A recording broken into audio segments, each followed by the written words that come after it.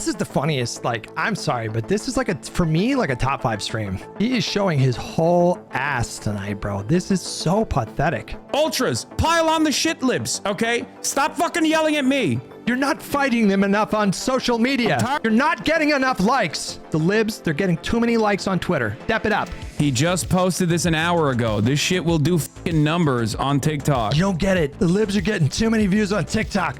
This is an emergency. I'm the only one who's taking this seriously. Don't you get it? He's gonna get some views on TikTok. Shit libs are cooking this country, okay? I'm not seeing enough movement from this community in general. There's like a multitude of different ideologies at play here. There are the vote blue no matter who, harm reductionist postures, people being like, I'm trans. People being like, oh, I'm trans. Ooh, I'm just this trans person that cares about these things. Like, get the fuck out of here, you shit lib. Like, you should be willing to go through all that if it means, you know, getting dunks on libs. Hutch would rather accept segregationists of the party than parley with leftists. No. Hang on a minute. This is just a fucking lie. This fucking liar. This Weasley little liar. What a liar, dude. Every once in a while, I'll wake up in the morning and I don't really check. I don't really go to my mentions page ever. But sometimes I'll wake up and there'll be like a bunch of idiots in my replies being like, you fucking segregationist. And now we know why. It's because this goddamn fucking narcissistic clown trains his audience to just like repeat his smears. He just lies about people. Pro-segregationists. You'd say like, well, I welcome them within the party. Right, they have a D in front of their name, not an R, and so no context, right? Like we're talking about, it's that or letting a fascist party win. You know, please let's fill up with pro-segregationists. You're welcome here. I mean, we'd be going back to the Democratic Party of 5 or 6 decades ago, right? Sorry, that didn't answer my question. Would you welcome? Oh, the answer is probably yes. Yeah, in that. that context, that wouldn't you rather have the New Deal and a Great Society stuff than not? Prime? Sorry, sorry, stop trying to dodge the question. Wait, isn't the answer yes? I'm not. No, hold on, no, it's not. Hold on, we're not time traveling because he's like, oh, now we're going back in time.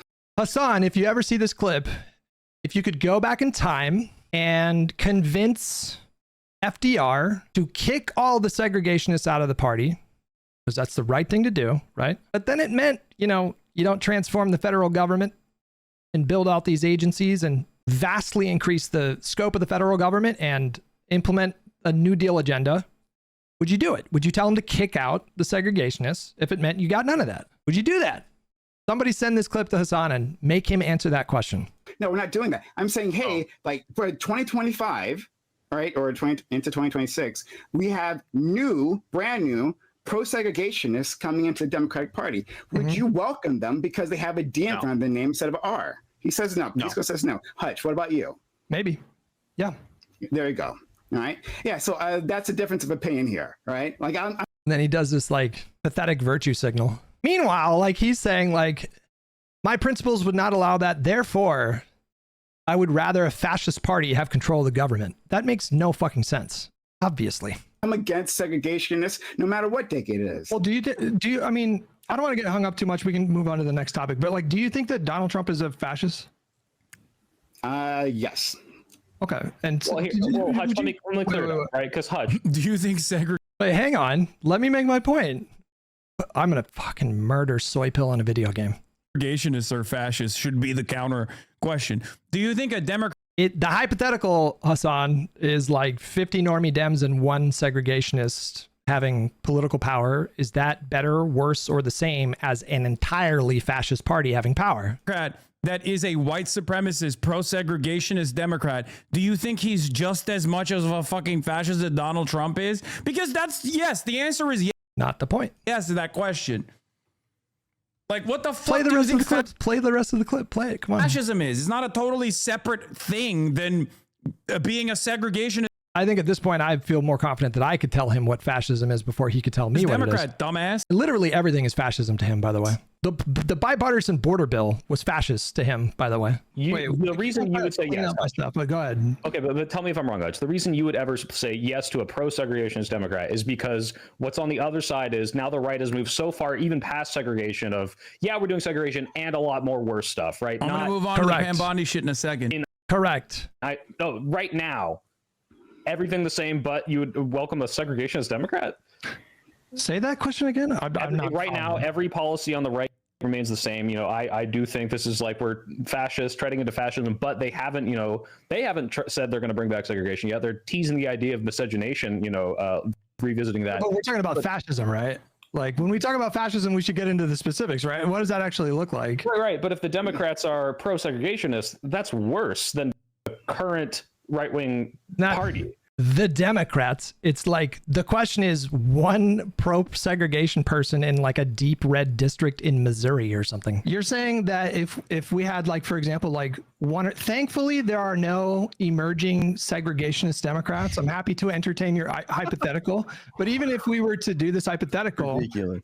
Like you're saying that like, let's say like one or two like segregationist Democrats emerge and all of a sudden they were competitive in like fucking Nebraska or Missouri. You're saying that us adding that to like get a Senate majority would be worse than the MAGA movement right now? In terms of like, I think it would be. Will Hasan answer that question? I think it would make so if I believed empirically it would help stop Trump, I would encourage you to vote for them. But we just have a different thought process on the empirics. So the empirics are. That's the premise of the fucking harm reduction thought experiment, though. That's what we are talking about. That I think, and I think Swiphill is convinced that allowing segregationists into the Democratic Party would like hurt mid to long-term results in the brand of the Democrats, such that it would. Then stop calling Donald Trump fascist is my point, because I don't think you mean it. You can't possibly mean it. There's no way you mean it, right? Worsen our chances to. I mean, Johnson County lives like this replies right now. I'm sorry, but we're never going to agree that ICE would have been this rampant in the U.S. streets under Harris. What you shared is far more agents of the border to stop fentanyl. Out of curiosity, what's important to ICE in the streets against civilians or Israel funding? Is he about to say that Kamala would had like sent 3,000 people, ICE agents to Minneapolis? Is he really? Is this fucking idiot about to say that? Oh my God, these guys, man. These fucking guys, man. It seems that's what he's implying, right? They do not understand how any of the shit works. Actually, ICE was always this bad, even under Obama and Biden. Is that what he's saying right here? They literally, I think for liberals, there's this like brain poison where their starting position is compromise, no matter what. Like the best politics is a politics of compromise. Well, it's a liberal democracy, so that's, yeah. As opposed to my system, re-education camps. What? Not knowing dialectical materialism does no motherfucker? I know. Do you guys understand that like black civil rights leaders, when they were, you know, deciding who they wanted to endorse when FDR was running, they endorsed him even though he opposed an anti-lynching legislation. And even though a third of the Democratic caucus he will not engage with this. Hasan will not engage with this. I promise you. Segregation. He will skip past it and be like, this dumb libs and Dixiecrats. Because they're concerned. Dude. Oh, he's going to do it. The politics of the New Deal Democrats. First of all, that's my argument. Okay. My argument is if you, there's two things that I have to say here. One, this motherfucker said, well, you know, race relations in the country is resembling 1930s America. I didn't say that. It's a ridiculous thought experiment. Like, you're the one that's taking this thought experiment apparently seriously. Like, I guess you think that there's a real risk of segregationists emerging in the Democratic Party. I'm not saying that. Fucking psychotic, okay? I agree. It is psychotic for you to do that because the point is that it is a ridiculous thought experiment. But secondly, New Deal Democrats literally did what I'm talking about, which is put material advancements at the forefront. And a third of them were segregationists. A third of them. None of that was possible. None of that was possible without those racist shitheads. Don't you get it, you dumb fuck? You're making my point. Apparently, if you could go back in time, you would tell FDR, kick him out of the party. I don't care if we lose power. I don't care if we don't do the New Deal. I don't care if we have to kick him out of the party because it's the right thing to do. That's what he is doing.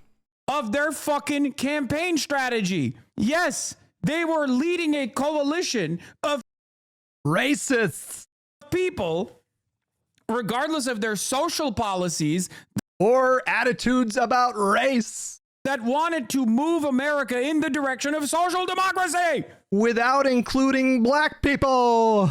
It's not an accident that New Deal Democrats not only won for decades. It's not an accident. It was because they had a massive coalition and a ton of racists. After, but also consistently dominated American political discourse.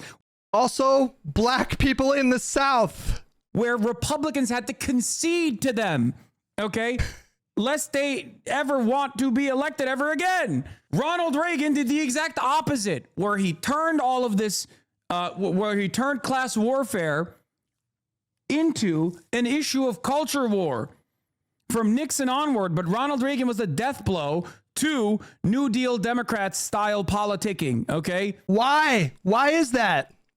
What happened? Did they employ perhaps a strategy of some kind? I vaguely recall learning about was it a Southern strategy? Wait, what did they do in this strategy again? How did this play out? How did they realign? Yeah, for decades. How did they realign the South? What did they do again? Oh, you mean they appealed to the racist Dixiecrats who were an essential part of the Democratic Party coalition for decades? The same ones who made the New Deal policies possible? They courted them? Oh, that's crazy. And then what did it lead to? Like decades of Republican dominance because they took away those people in the coalition? Way to miss my point, you fucking idiot. He turned around and he was able to market billionaire-backed class warfare as a culture war issue. Hasan, he stole the racists from the Democrats. He stole the racists from the Democrats. He stole them. And then once we lost that, we've never recovered from that. And I'm not saying that we should be courting segregationists today. I'm not saying that we should be courting racists. That's not what I'm saying. Obviously, I don't believe that about the Democratic Party. Obviously. The Reaganite style of politicking has been domineering in American politics, has destroyed the Democratic Party. I think it was the collapse of the Southern Dixiecrat bloc that really fucking set the Democratic Party back. And, I think that was a good price to pay for civil rights personally. We got a lot out of that. It's not like we didn't get anything from taking that stance on civil rights. I mean, that did a tremendous amount of good. And so, but that was the sacrifice. There was a sacrifice to that. We gave up political power. The Democratic Party knowingly gave up political power to get civil rights over the finish line. But it involved letting go of a voting bloc that made the Democratic Party very powerful for decades. That's what happened. You're yelling at one of the few people that does give a fuck about trans people in general, okay? That's all you're doing. Democrats don't give a fuck about you. They would literally shoot you in the fucking head if it meant that they would be able to secure additional electoral wins. Shut the fuck up. Wow. Okay, hang on. We have to juxtapose that with Jennifer Welch's impassioned plea for him to consider the well-being of vulnerable queer people in red states. And then his immediate response. This is a perfect opportunity to show you how his mind works. Okay. And there's not much I can do. Let me tell you something. Yeah. I agree with everything you say, but as a person who lived in a red state for 50 years, I would crawl through 10 feet of concrete to vote for Gavin Newsom, even though I think he's duplicitous, a hypocrite, a thirst trap, hungry for power, all of the things that you say, and harms the Democratic Party and sets the psychological soil to be more prey to fascism. All of that I agree with. But there are so many young, queer, black, brown, marginalized people in red states. And even though this corporate Democrat is... You see it in a long-term game. In the short-term game, a President Newsom over a President JD Vance means that these people have some protection because these red states, here's what has happened in red states. The Democratic Party abandoned the 50-state strategy. So you have Republicans or a Republican that switches party as a Dem, and their goal is to out-crazy each other. So in Oklahoma, we have zero Muslim population, but we have banned Sharia law 4 times. You have a guy that's running for governor right now that's so against transgender people that he has a commercial where there's a banana and he slices it with a knife, like that somehow people are going to start whacking wieners off at school in Oklahoma City public schools where they just put the Trump Bibles in them. So you have this, people out crazy each other, and these state governments are so fucking unhinged. When you live in California, or New York, where I live now, you lose touch, even before Trump, of how diabolical these unhinged right-wingers are. And I agree with you. I think Gavin Newsom has committed political suicide. I think Kamala started off her campaign well, and she should have stayed to the left and leaned into it. They all thought she was liberal anyway, so why not just lean into it? Yeah. But I would enthusiastically crawl through 10 feet of concrete for all of the marginalized people. Do you feel like So that was a very, I thought, well thought out reasoning. If you live in a blue state that have numerous protections in place for trans people, and California, you guys, is one of those states, broadly considered to be a top 3 state to live in if you're a trans person, because we have so many laws on the books protecting these people, protecting their access to gender affirming care. There were 3 bills in particular that Newsom signed into law. Just 3 out of 7 bills he signed into law just from one legislative session in 2025. He has signed, guys, the number is much bigger than I thought, over 36 bills into law in the state of California, protecting trans people and expanding access to healthcare for them. Okay. But these 3 laws are just, these are actually, no, hang on. These are 3 first in the nation laws. Do you guys understand what that means? When California passes a law, like the 3 that I'm about to tell you about, it inspires other states to do the same thing, which is exactly what happened. We pass laws like this, other states pass laws like this, like states like Illinois, states like Massachusetts, states like Colorado, states like Oregon, states like Washington, states like New York follow our lead when we pass these kinds of bills. So it's not that California, the legislature and the governor are stepping up and taking significant action to benefit trans people that live in our state of California.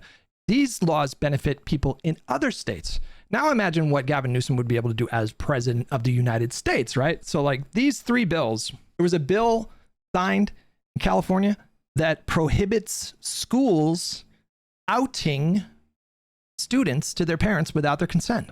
That seems like a pretty significant thing to do.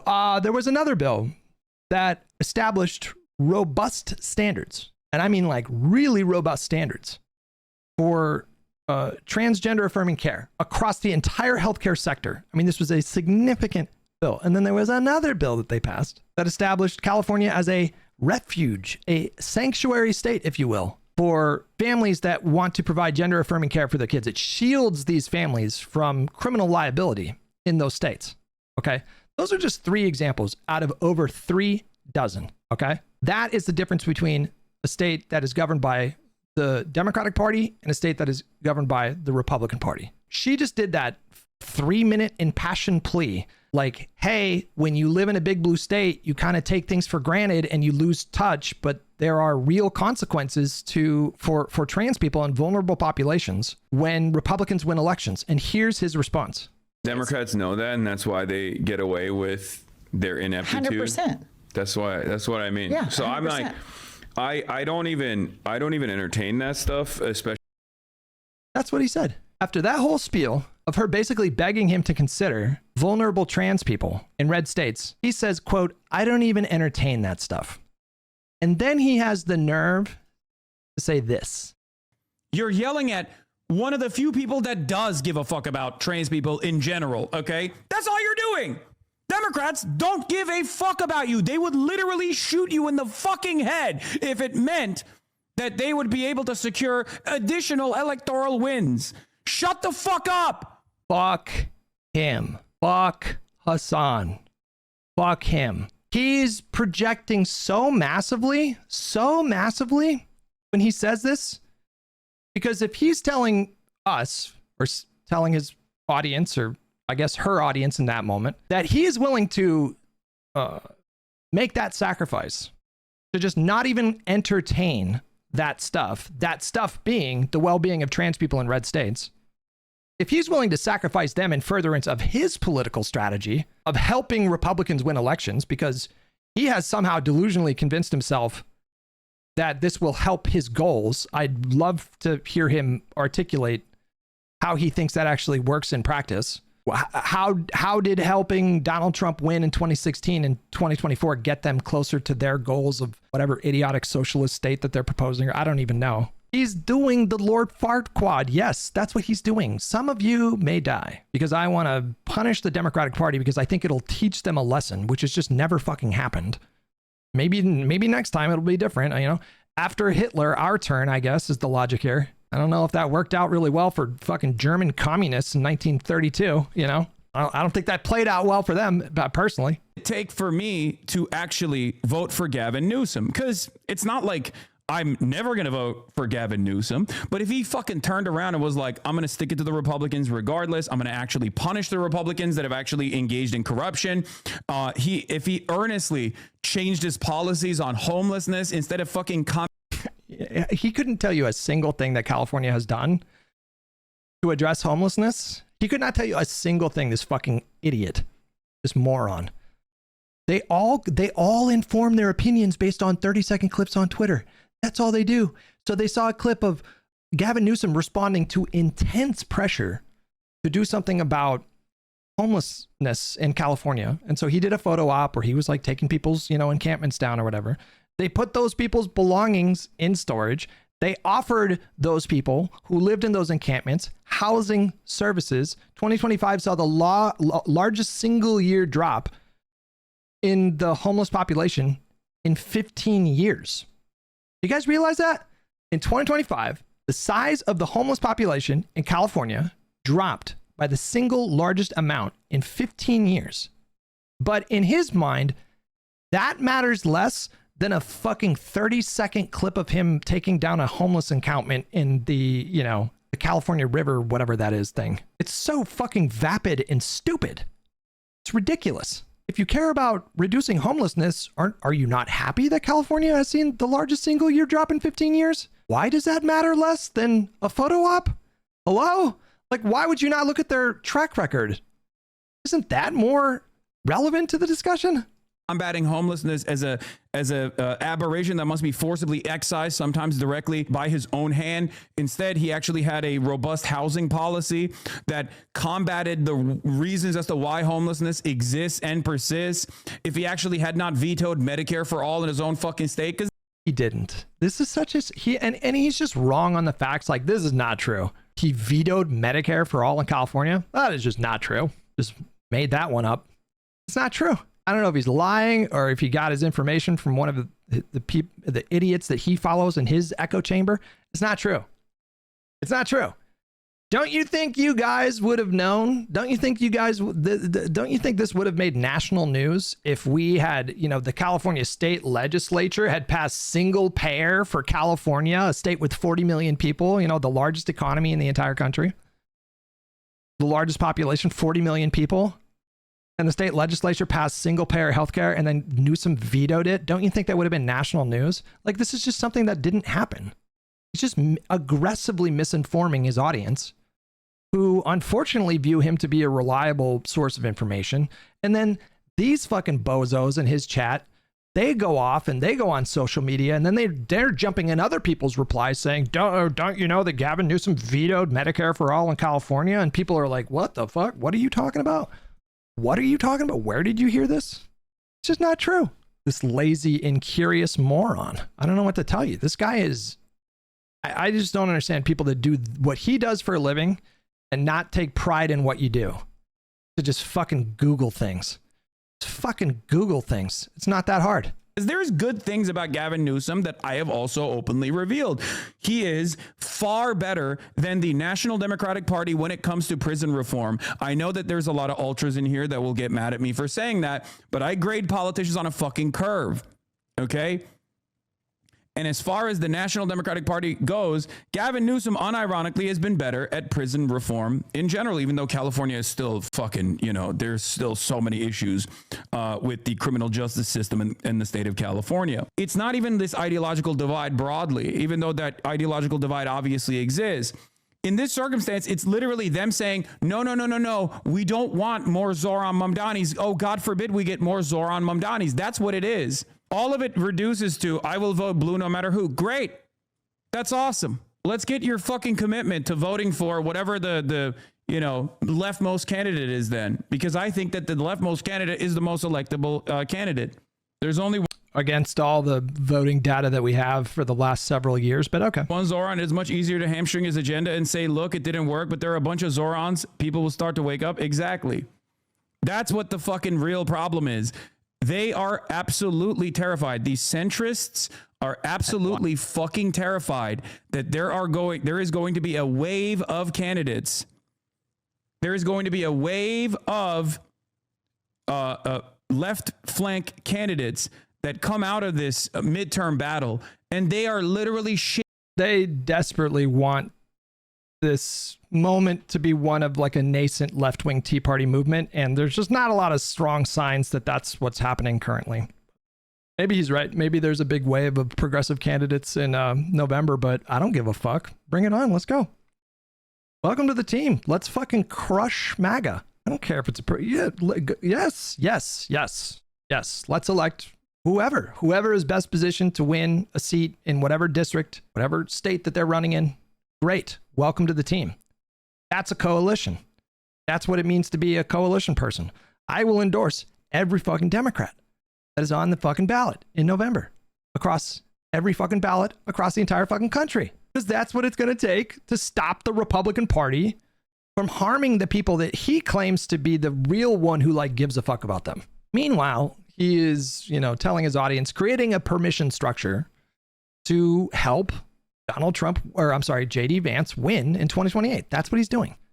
Don't call it a strategy of voting third party. Don't do that. Call it what it is. That is a strategy of helping Vance win. And to him, that is an acceptable outcome. He is at best indifferent to the suffering that trans people will go through in these vulnerable red states. And at worst, he welcomes it because he thinks that acceleration is going to get him closer to his goals, which is just nonsense. He does not give a fuck about trans people or Palestinians for that matter. He doesn't care about these people. Tyler with $5. What if Newsom ran on Medicare for all in 2028?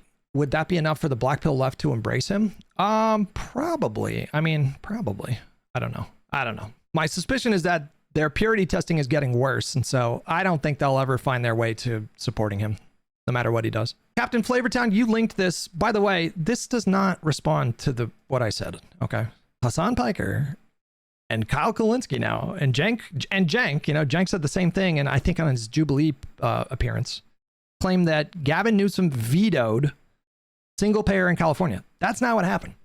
What did happen, and what is a valid criticism, if you want to throw criticism his way, is that he did run on single payer in California. He did run on that in 2018. And then after he got elected, he kind of slowly more and more started backing away, because what he ran into was the same problem that Biden ran into with $15 an hour minimum wage, which is that it turns out, guys, big sweeping healthcare reform is actually pretty fucking difficult to accomplish. Now, I'm not saying that you should be happy that we don't have a better healthcare system.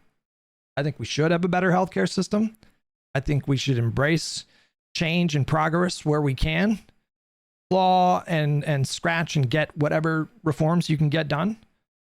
And don't make perfect the enemy of good, which is what he did as governor. But if you want to criticize him, that's valid. You said that you were going to run on single payer in California and you backed away from that. You stopped throwing your support behind it.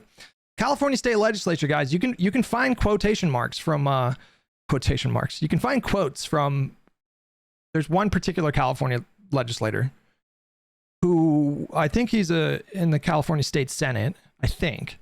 And he was the one that was kind of spearheading the single payer proposal. And you can find a quote from him like last year or the year before saying, look, we tried and we just don't have enough votes. And we have a fucking supermajority of Democrats in the California legislature. Like, we can get shit done. And even with a supermajority, they couldn't quite get the amount of votes that they needed. Now, they're going to come back and say, well, Gavin Newsom should just whip the votes. But then we're in Green Lantern theory and fucking, I don't need to explain what that is anymore. Newsom is, on balance, arguably the most progressive governor in the history of the United States. And if you're telling me 3 years out from an election that you could potentially not vote for potentially the most progressive governor in terms of actual bills signed into law ever in the history of the United States, if you're telling me that that person could potentially not meet your purity test, then that tells me all I need to know. You are just opposition. Like you are just opposition, and we should not negotiate with these people. We should not court these people. We should not try to convince people like Hasan. The best thing that you can do to like better the odds of stopping this like nascent fascist movement by beating them in fucking elections, one of the best things you can do is to just aggressively debunk all the silly and stupid shit this guy says and just expose him for what it is, what he is. He's a champagne socialist who is not only insulated from all the worst consequences of Republican governance because he lives in a state like California, but he's also wildly rich, and he grew up wildly wealthy. His entire life he's been insulated from the worst consequences of Republican administrations. And he just is at best indifferent to the suffering that comes when Republicans win Hutch elections. abolished. These people are toxic. They are an albatross around the neck of the fucking Democratic Party. They are baggage.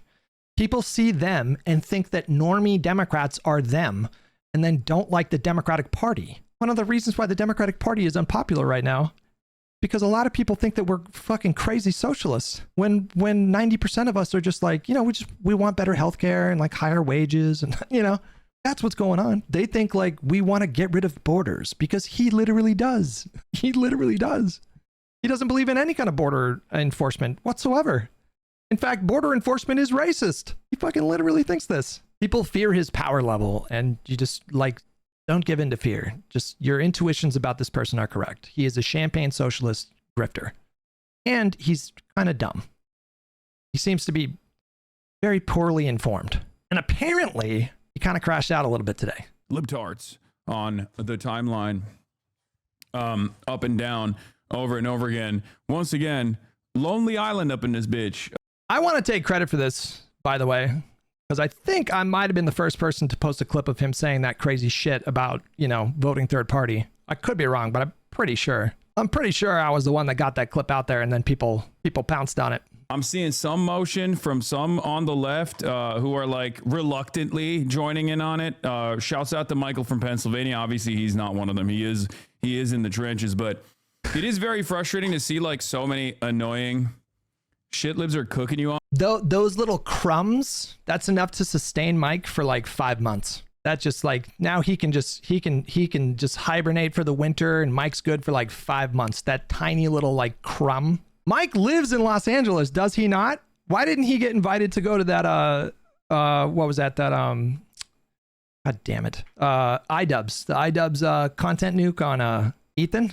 Sean the Black got invited, but not Mike from PA. Why not? Frogan got invited, but not Mike from PA. Mike from PA is over here pulling like, 4,000 or 5,000. I wonder if that got to him a little bit. What the fuck? Why didn't I get invited? Would you invite Mike? I would never choose willingly to be within 100-foot radius of Mike. Yeah, shitlibs are cooking this country, okay?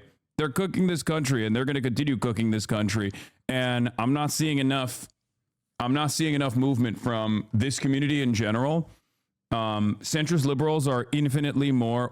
Look at him shock collaring his fucking orbiters. That's what he's doing here. I'm not seeing enough of you guys have my back. I need you out there trying to ratio every fucking liberal. They are getting way too many likes and retweets on Twitter, okay? I'm just not seeing enough effort. I'm over here on an island. Mike from PA, he's doing pretty good, but I'm not seeing enough. He is shock collaring his fucking orbiters. This raging narcissist. They will comply too, watch. I promise you. I promise you. They're all like writing up their most witty fucking, they're just like, fuck, no, that's not it. That's not good enough. All right, fucking back to square one, like erasing their message. And it's like, oh, can I make a pop culture reference? He's bald. What? I can call him bald. definitely call him a destiny orbiter, accuse him of supporting genocide. Obviously, we're going to do that, but it's just missing something, you know? And so they're just all just like stressing, you know, like, oh, I need Hasan to see my epic Twitter dunk. Look at him whipping and shot collaring his audience. That's fucking wild. I'm not seeing enough effort. I'm just not, okay? This isn't enough.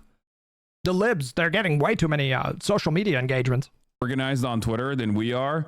And also I do despise the left for the most part, because like at most the stuff that I've seen from people has been like, oh, reluctantly, I'll say Hasan is right on this, even though I'm a fucking, He's Trump. He's Donald Trump. He's Donald fucking Trump. You bald fraud. He is Donald Trump. Putting out a 2 a.m. angry tweet about like Lindsey Graham. That's what he's doing. He is Donald fucking Trump. He is MAGA. Don't you guys see what he's doing? He's shock collaring his orbiters. This is fucking amazing. This is a crash out. Oh, Maoist third worldist. Like, he's right on this. Like, shut the fuck up. Okay. Why is it that there aren't any more people who either want to engage with the Democratic Party and actually make the Democratic Party a viable opposition party, who also simultaneously understand the squirrel decided that today's a good day to jump on the dog pile against you? Yes, because they're mentally ill, okay?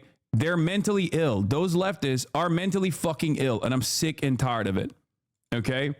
A broken clock, etc., etc. Yes, those are the people I'm talking about. Anyway, we're going to talk about You guys were so right. This crash out is incredible. Yes, I'm glad we picked this over the Bondi hearing. We'll get to that tomorrow. Bondi and shit. You're clearly trying to be effective. I don't know why they do this. I know why they do this, because they are... Hold on. We got the NPC dialogue. They have no motion. They're orbiting a pile. Zionist liberals who want to protect Israel, jealous of success. Fuck. What is the other one? What are the other ones? They secretly agree with the fascists. Okay, I think that's like the major five. That's like the major five. They secretly agree with the fascists. Yeah, that's like the major five. There's some other ones, but yeah. In a Felix sex cult. Nailed it, man! That was my first guess! That was my first guess! I have played this game so many times. I have memorized the dialogue trees. I know what's coming. I could probably do this entire 2.5 hour rant for him at this point. Is that the number 2 one? I'm pretty sure. It was number 1. That was the first thing I guessed. That was the first thing I guessed. The first thing. I fucking know this guy. I got him clocked, bro. At least the Sex Pestiny fans are in a Felix sex cult. There it this is. One quite literally is in a pedophile sex cult. And the only thing that they care about is like... If he hits all 5, I swear to God, I'm going to go out and buy a lottery ticket. Like coming after me and being like, we need to remove Hasan from the throes of the Democratic Party. It's like, it's not going to work. Okay? It's not. You're a fucking idiot. Like, all right, first one down. We got 4 more to go. You're literally just consistently advocating for ruining the Democratic Party. That's what you're doing. And it's very frustrating. Like, I want to stop the bleeding. I want to stop the pain. I don't care about whatever fucking squirrel is saying. It does not matter. Their position is... Give him time. He will get to the other ones. He'll get to the other ones like piecemeal. Utterly irrelevant in this conversation. They're not here. They're not in America. Who gives a fuck what they have to say? He said, you don't even go to this school, bitch. That's what he said. He fucking hit him with the mean girls. You don't have to rile up the libs if you'd vote for Newsom and just want concessions. Just say that again. No, I don't care. I don't care. I don't think there's any utility in fucking lying about this shit. Like, I'm not going to fucking concede to voting for. I'm not going to concede to voting for Gavin Newsom 2 years out of the gate. Like, it's ridiculous. It's fucking ridiculous. Okay, get the hell out of here. Find a better candidate. Suck my dick. Gavin Newsom is currently pushing against Ro Khanna in the state that I'm in for a billionaire's tax. And these motherfuckers are like, no, you have to vote for the guy who is anti-billionaire's tax and you have to like it. It's like, shut. You don't have to vote for him in the primary. I mean, you don't have to vote for anybody. You're a fucking grown up and, you know, you're announcing your intentions. So you will be judged accordingly. You don't have to support Gavin Newsom in the primaries. I don't support Gavin Newsom in the primaries. Let me go on the record right now for the 15th time. Unless something really changes and he demonstrates an ability to build a coalition bigger than I think he can right now at the current moment, I would really advise that you guys not vote for Gavin Newsom in the primary. He is not my first pick, not my second pick, not my third pick, probably not even my fourth or fifth pick, okay? I think there are better candidates. I literally think Kamala would be a better candidate than Gavin Newsom. I literally think that, okay? But if he becomes the nominee, then at that point, once you get to the general, if you actually give a fuck about the people that you claim to be, you know, sticking up for, you should vote for the Democrat. You should not allow the idea of accepting a Republican victory. You should not allow that idea to pop into your mind. That should not be an option. You would think with 10 million dead globally and a quiet Holocaust that's going to play out over the next several years because of USAID cuts, which we can reverse if we take back the government, by the way. We can stop that from happening. We can stop that. You would think that would be enough to get people to realize that allowing Republican victory is not acceptable if you even consider yourself remotely on the left, but evidently not. And so he has a different take. He thinks that it is a justifiable or defensible or a valid electoral strategy to help Republicans win elections. I disagree. Shut the fuck up. No, I'm not going to do that. There's like a multitude of different ideologies at play here. There are the vote blue no matter who, harm reductionist postures, people being like, I'm trans, people being like, Democrats. People being like, oh, I'm trans.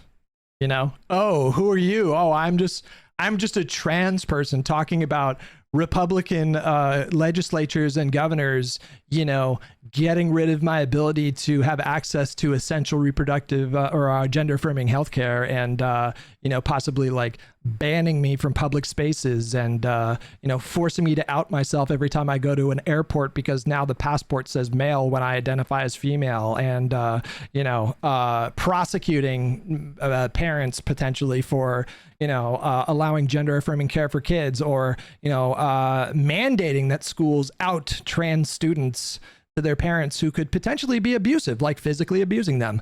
You know, ooh, I'm just this trans person that cares about these things. Like, get the fuck out of here, you shit lib. Like, have some principles, okay? You should be willing to go through all that if it means, you know, getting dunks on libs after the election. Obviously, that's what he's doing right now. That's literally what he's doing. They're going to protect the undocumented. Democrats are going to protect the trans people. And it's like, Democrats have literally written you out of existence. Okay, they have. Yes, it's better overall under Democratic governance, Democratic leadership to be a trans person than a trans person under a Republican leadership where you like genuinely have to leave your fucking state. Same with just being a woman in general, living in a fucking red state. But sounds like a pretty compelling argument to vote for Democrat. How's he going to follow that up? This kind of like, oh, sweetie, you don't care about my marginalized identity ass bullshit, especially to someone like myself, who, regardless of my, you know, white cishet background, I've never shied away from my advocacy for trans people and all marginalized people. Did you notice that he just made a really good point to himself and then just catapulted himself away from that point without really explaining it? Yeah, you know, yes. Okay, yes. If, you know, if the Democrats win, life is generally a lot better for women and trans people. Like, yeah, okay, but you're going to accuse me of not supporting women and trans people? Me? Hasan Piker? Like, he doesn't even engage with the point that he just made, which is just like a straightforward, like, oh, better outcomes. If Democrat win, better outcome for women and trans. And then just like, catapults himself just well past it and just jumps right to like, do you know who I am? I'm Hasan Piker. I obviously support marginalized communities in ways that these shit libs cannot imagine. How does his mind work? I don't understand this. This is nuts. You're a fucking idiot. You're a fucking dumbass. Okay? You're a fucking dumbass. Like, and it doesn't work, and it's annoying, and all you're doing is just being like, you're not. Oh, we got him. We got him, guys. Boy, did we rile him up. We got him. We got under his skin. Well done. Pat yourselves on the backs, ladies and gentlemen. If you were in the trenches of Twitter today and last night, total annihilation. We got under his skin. He's feeling alienated. He's feeling not sufficiently pandered to by his band of orbiters. He's demanding loyalty. He's calling you stupid. Moral for me. Okay, well, good luck. Good luck with a fucking JD Vance presidency. You know? I don't want the JD Vance presidency. I just want to go on the record and say my strategy is to not help JD Vance win the election. Your strategy is to help him win an election. So you don't have to do that. You don't have to choose that. Nobody's forcing you to do that, right? We can't be doing this same old business as usual politics. It's very clear. Okay? Oh, it's like you have to vote every 4 years. And it's like, oh, you know, who has the time to vote in California when they, you know, mail you your ballot and it takes about probably fucking 5 minutes to fill it out. But who has the time? I could be spending that time streaming and making money, I guess. It's very fucking clear. It's clear to the voters too. And that's ironically what I keep trying to explain. But these guys who are either chorus backed or whatever, I don't know what the fuck this guy's deal is, but there's so many of these fucking... I didn't think of that one. Fuck. Of the 5 that I mentioned, I didn't think that one. Damn. That was obvious too. How did I miss that? Now I'm pissed at myself. How did I not call that one? Obviously. They got to be paid by chorus, right? Dipshits who mobilize against the left harder than they mobilize against the right, by the way. Okay? That guy, by the way, I follow him, by the way. That guy is the most hardcore partisan fuck the Republicans Democrat. That he's like one of the most hardcore like fuck Republicans partisan Democrat that I follow. And I follow like 3,000 people. The guy that he just pulled up on the screen, that guy does not spend a lot of time going after lefties as far as I'm aware. Like, they're all up in arms right now on Twitter. They're all up in arms. Let's have the conversation now, 2 years out, before having the conversation right on the fucking dial, okay? I'm willing to have that conversation. I know other people are not. I know other people are too, like, focused on some other shit.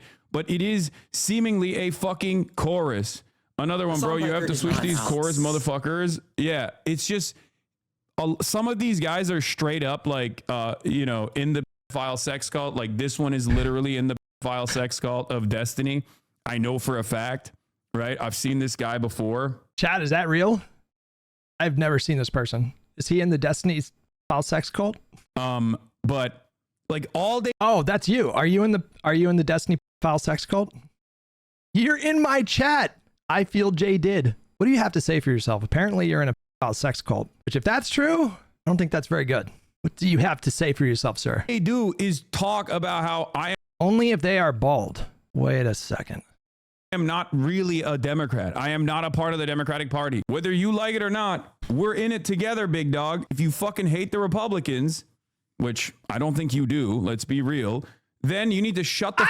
There's the other one. Okay, all right, we're at 2 now. First was filed sex pestiny, and now it's like they're secretly fascists, which is what he said, you know, in so many words. He's saying that they secretly like Republicans. The libs that are dunking on him secretly like Republicans is what he said. Hate the Republicans, which I don't think you do. Let's be real. That's number 2, bro. If I clock this guy fully, I think I deserve like $1,000 donation, okay? That's 2 out of 5. Can we get to the other 3? Then you need to shut the fuck up and listen to what we're saying, okay? I think it needs to be pointed out that Hutch's whole goal of pushing the hasanabi actually hates the Dem party is to isolate you from influencing anything the Dems do to put himself in a position to be paid by the Dems. Yeah, but it's not going to fucking work because I still talk to the Democrats. You want to know why? Because adult Democrats under fucking stand. I'm going to tell you something, Hasan, that they're not going to tell you, okay? There's a very decent chance that 90% of the people that you're connected with within like Democratic Party politics and like the broader social media landscape think that you are a moron, but understand that you have a massive audience. And so they have a 2-pronged goal of appealing to your audience and then also maybe evaluate that you could be of some benefit. But I promise you, probably about 90% of them resent the fact that they have to talk to you because your audience is pretty big. That disdain and contempt that Tim Miller showed you on that stage, I don't know if you picked up on it, Hasan, but that was contempt. That contempt in John Lovett's voice when he was forced to listen to you suggest that we should threaten Joe Biden with criminal prosecution. That contempt in his voice, he let his guard down just a little bit in that moment. That's the reality. they're all probably like, fucking god damn it, I gotta talk to this fucking idiot again. That there is a massive audience of voters here. And not only is there a massive audience of fucking voters here, but also we're right. Like, our advocacy is correct. It's not just like a fucking a difference in opinion here. Like, there are a lot of fucking people who are mad. Yeah, I'm not a party loyalist at all. The only thing I care about is advancing. You are, though. You're a Republican Party loyalist is what you are. That's what you are. If you're going to tell me that you're going to help Vance win, good doggy. Good doggy. Crispy with $2. Hasan is a Republican psyop. I'm fully convinced. There's a strong argument to be made. Yeah. An agenda that helps the working class. That's it. An agenda that helps the working class by helping to elect Republicans. Does that make sense? An agenda that will destroy the Republican Party. I hate the Republican Party. I don't think you do. I don't think you do. I don't think you do. Republican Party. I don't want to concede to the Republicans on policy. I don't like the closeness of a lot of establishment Dems to the Republicans. You literally just have to point them to Zoran to see what you want in a Democrat and how you supported them from the beginning. Exactly. But it doesn't matter. They're literally like, no, we love Zoran more than you now. Yeah, brother, give me a break.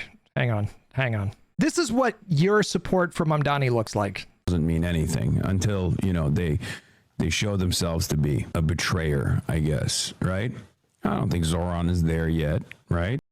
The implication being that Zoran is on his way to being considered a, quote, betrayer because he endorsed Kathy fucking Hochul. Zoran, he's already lost you. It's just a matter of time. He's not there yet. He's not a betrayer yet, but he's on thin ice for endorsing Kathy Hochul, who's plus 15 in the state of New York and crushing her primary opponent by 50 points. He's not there yet, but he's on his way. And the problem is half of these fucking Twitter squirrel going after Hasan and these chorus givers is so frustrating. Stop bringing up Twitter squirrel, okay? Utterly irrelevant in the... Dude, this is the best crash out ever. This is like Christmas has come early, bro. It's February and Christmas is already here. Fucking grand scheme of things. I'm not going to have a conversation about the Twitter squirrel, please. The third way liberals are fighting back in the UK too. They're using bots aggressively as a desperate dying act of a corrupt cabal. I don't understand. I don't understand. I mean, I do understand it to a certain degree, but it's just like unimaginably frustrating to have to fucking deal with this. But I guess we have to deal with it. We have to fucking...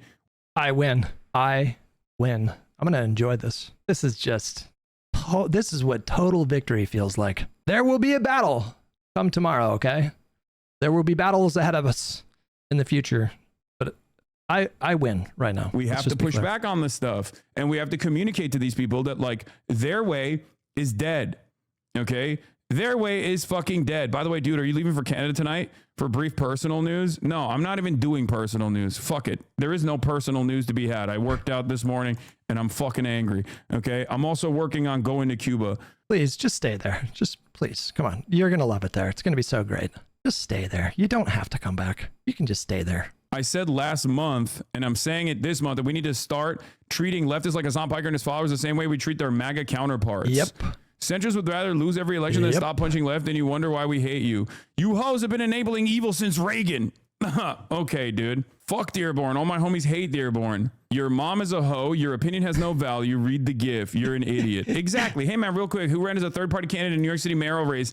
The Dem endorsed candidate or the Hasan endorsed one? More context of what you actually said than the clip that's spreading. Enthusiastically crawl. Oh yeah, no, yeah. The context will change. The context will change everything. Yeah. Through 10 feet of concrete for all of the marginalized people. Do you feel like the Democrats? This actually makes him look worse, by the way. Worse, by the way. Let's know that, and that's why they get away with their ineptitude. What he's saying, guys, is that the Democrats know that these shit libs are going to cynically appeal to the prospect of protecting vulnerable trans people who will experience real harm if Republicans win. The shit libs know that they can manipulate you by accurately saying that trans people will suffer pain and suffering if Republicans win elections. The shit libs know that they can get your bleeding heart to a place where you would consider voting for a Democrat, okay? Not me, not this guy. That shit doesn't faze me. I don't even entertain it. Like, yeah, they're going to suffer. It is what it is. %. That's what I mean. Yeah, so 100%. I'm like, I don't even entertain that stuff, especially this far out from an election. That stuff is trans people hurting. That was her point. That was her whole point. That stuff is trans people experiencing negative consequences and pain and suffering and deprivation of rights and humiliation and discrimination. That's what he means when he says that stuff. That's what she said. But even in the primary season, that's immediately the conversation. It's like, well, whoever is the candidate, you're going to vote for them, right? And you know what's really indecent about that, too? What's that? They never return the favor for left flank candidates. Yeah, no. Because no one ever made hay about Bernie Sanders potentially becoming the candidate and all of the articles that came out about how Trump might be more preferable to Bernie Sanders. Because were writing those. Liberals were writing those articles. We were all saying, yes, we were all saying, all of us liberals, all of us, we're all just a big hive mind. And, it wasn't just like, a handful of opinion writers for mainstream media outlets. No. It was basically, all liberals were saying that Trump would be better than Bernie, right? So, I mean, fuck them. They don't do it for us. So, trans people suffer a little bit in the process. It is what it is, right? These guys are unimaginably repulsive. They are incredibly fucking annoying. And ultimately, their opinion is utterly irrelevant, even though... Which is why I'm going to spend the first 2 hours of my stream fully crashing out, but also they're irrelevant. I say, as I spend 2 hours crashing out over what they said and telling my chat that it's annoying and that they need to do a better job of being his strongest soldier on the digital battlefield. I'm not seeing enough loyalty. They're fucking annoying. I'm really pissed off, but also they're irrelevant. Well, pick one, buddy. You can't have both of those. Their opinion is utterly irrelevant in like the masses. They don't actually engage with mass politics at all.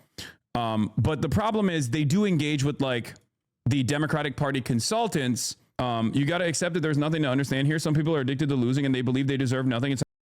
Now, a lot of you guys might be surprised to know, but I regularly correspond with James Carville, Neera Tanden, and Joe Biden himself. I don't like to brag about it, but yeah, I'm on a text thread with them where, we talk a lot about the Stranger Things finale and the new Game of Thrones. How a woman with low self-esteem in an abusive relationship struggles to leave the abuser. I mean, maybe, but this is here. Well, let me blast off real quick, and then we'll talk about it briefly, and then I'll get into it. You should drag some of them in to see if they can debate their position.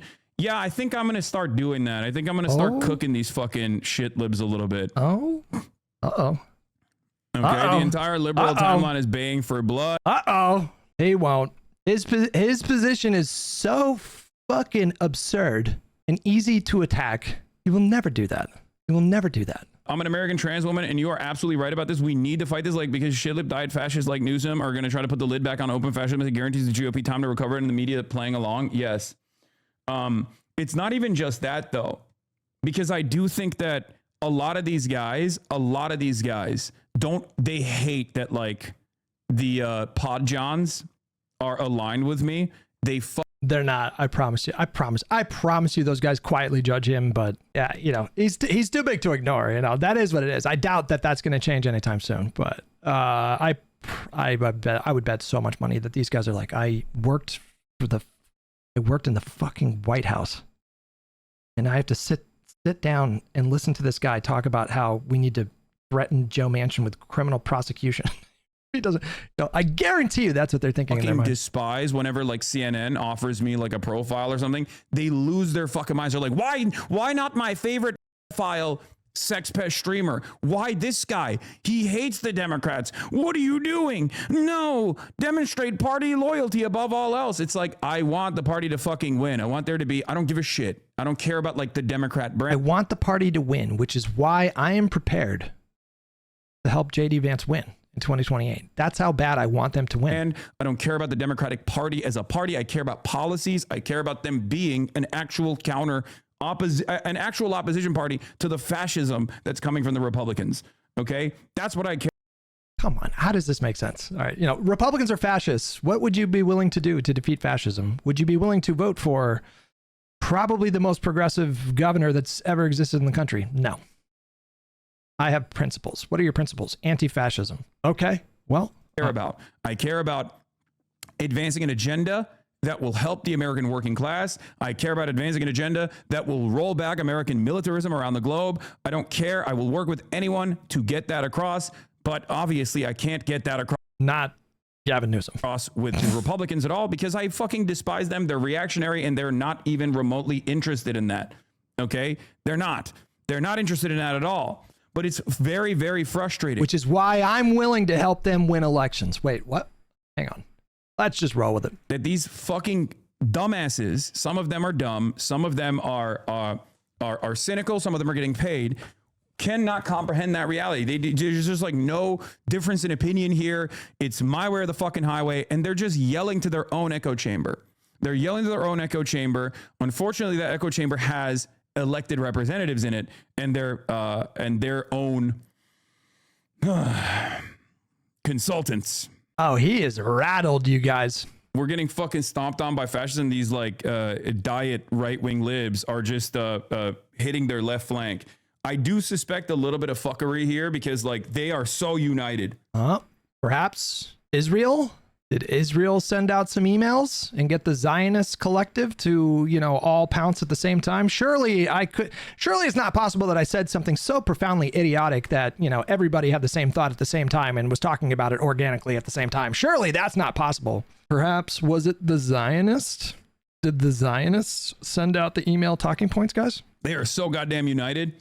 And they are so aggressive. It almost feels like there was a boss call being made on Chorus or something. And I don't know, because guess who I also talk to? Like, guess who I'm, sometimes at events with? Brian Tyler Cohen. I see him at those events. I don't know what his like personal opinion against someone like myself is, but like there is a connective tissue here. So I don't know why the fuck these Chorus guys are coming after. A connective tissue. Sometimes I'm in the same location that Brian Tyler Cohen is. So, there's a connection there. What? Me so goddamn hard. Midas touch too. Yeah, this shit is so funny, bro. Looks like the Kamala headquarters 67 Labubu Matcha Dubai checks went out. Yeah. Look what he's doing. He just like mobilizes his little army of idiots. So they go out like he I swear to God, it gets under his skin if like anti-Hasan stuff gets a bunch of traffic on Twitter. It drives him insane, you guys. It's crazy. They just flat out went as aggressively as possible.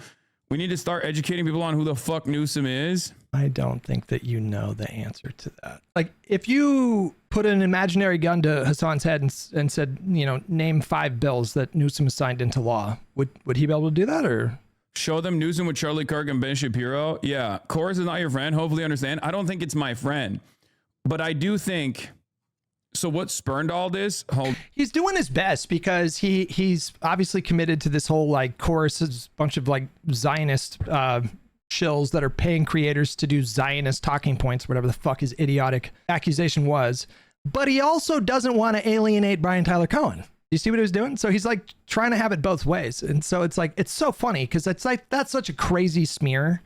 What he's been saying about Chorus, like it's really disgusting. Chorus is paying people to, do Zionist propaganda to manufacture consent for a genocide. But also, I've been to a couple like events that Brian Tyler Cohen was also at. So, we kind of have a relationship,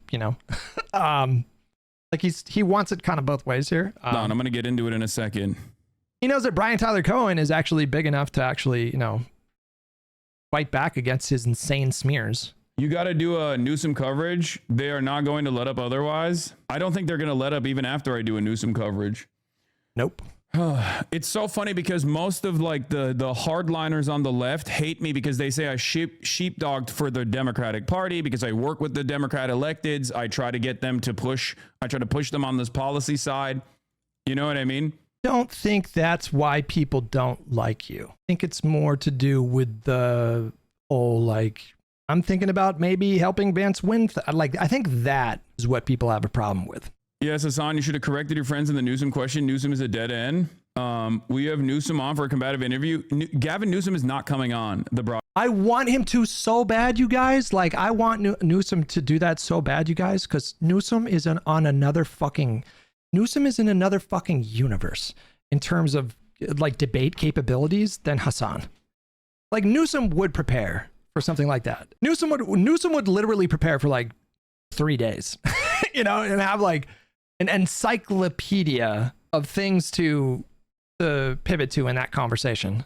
Like Newsom would fucking demolish Hasan Piker. Podcast. Let's be fucking real. Okay. We already know that. I hope you understand that. You're too important to be, what did you say? You're too important to be having a conversation with these course people? No, I need to do a little bit of cleanup here. I think you guys don't understand.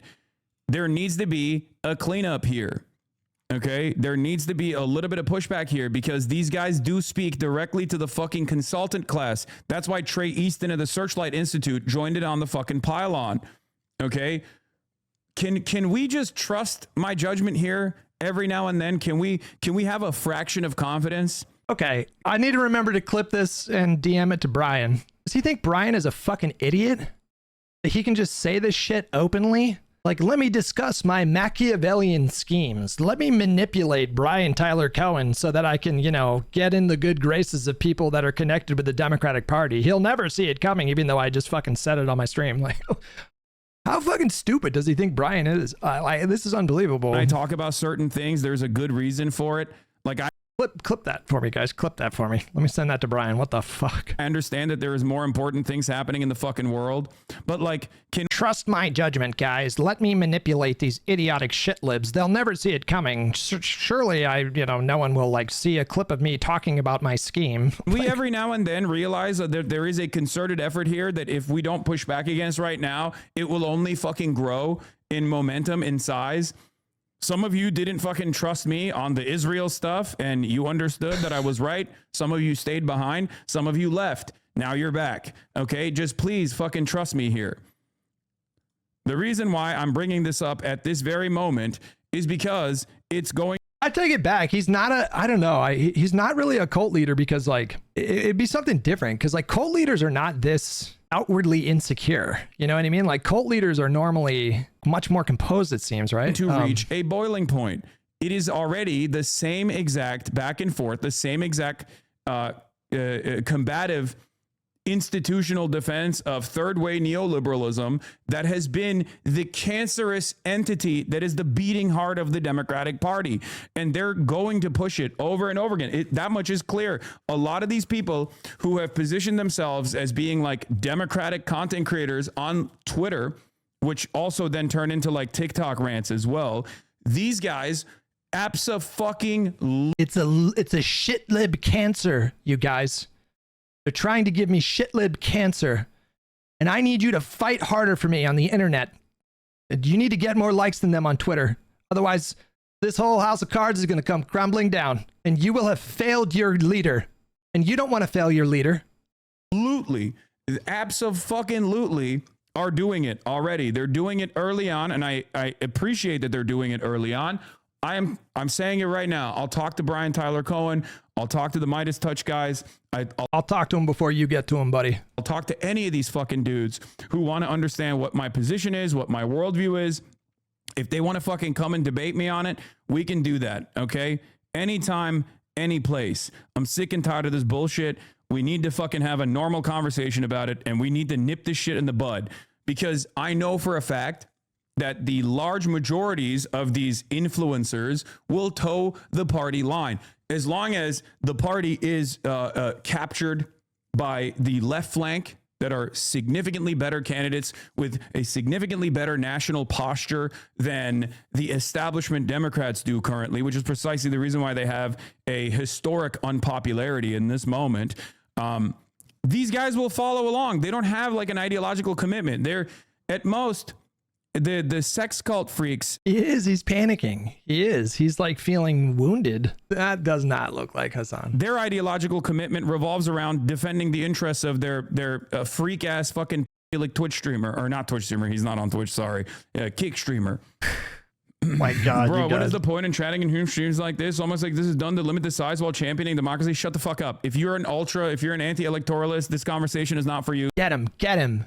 Shock his ass. Zap him, Hasan. Zap him. Make an example. Show the others what happens to those who are disloyal, who question your eminently valuable and ingenious analysis. Zap him. See yourself out of it. Okay, shut the fuck up. Either be Either be a good fucking cadre and push back on the shit, or shut the fuck up. What the fuck? Who does this? Who talks to their chat like this? What the fuck? I'm doing these like exaggerated caricatures of him, and then he just fucking literally does the thing that I just did. He just is that way. Like, he is an actual psychopath. Okay, sit on the sidelines and watch.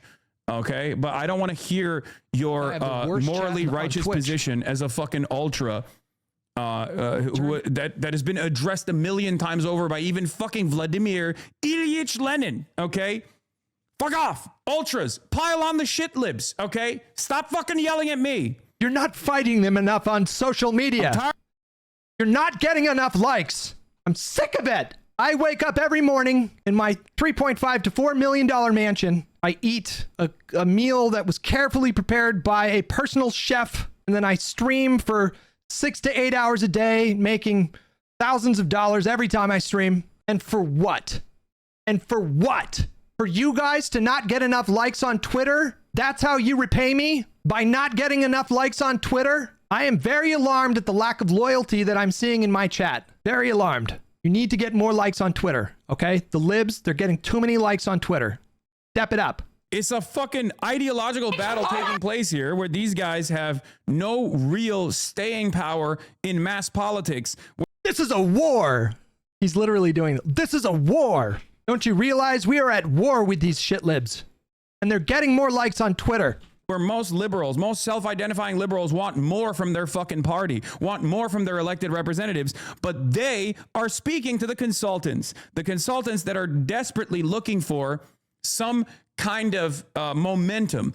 They can't have that real momentum in the real world, so they're trying to build that momentum on fucking Twitter and on TikTok, okay? This entire thing started with this post. The campaign for I was on I've Had It.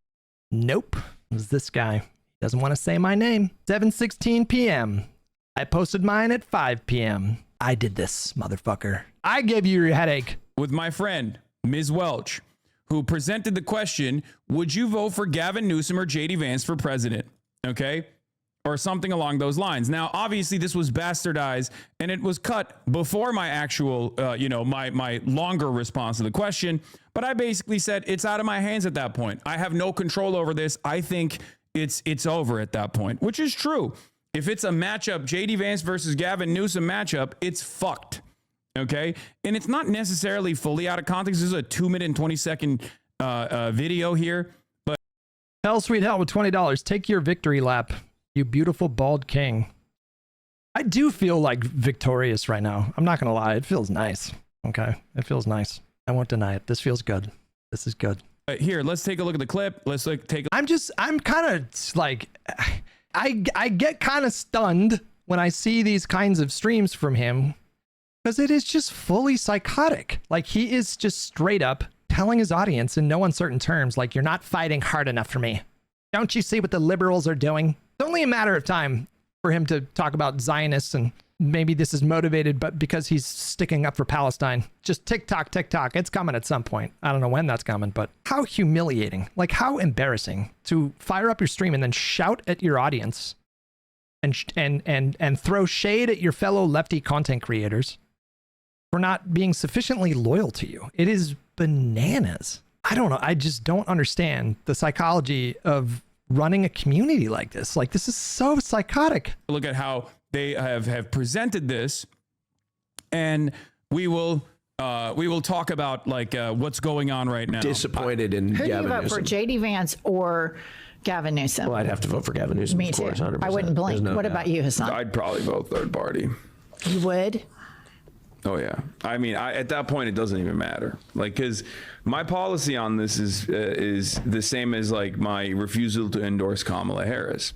The reason why I did not endorse. The reason why I did not endorse Kamala Harris is because I don't actually care about Palestinian people. I don't actually care about trans people. I am fully audience captured at this point. I have evolved. I did tell my audience to vote for Joe Biden in 2020, but then my audience got radicalized as fuck after October 7th.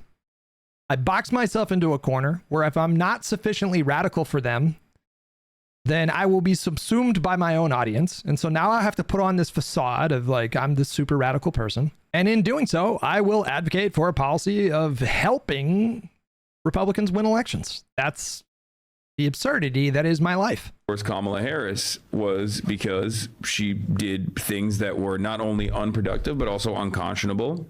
But I don't even fucking know what is unproductive. What the fuck does that even mean? It's such a general term. Also, vice presidents don't set foreign policy. Everybody knows this.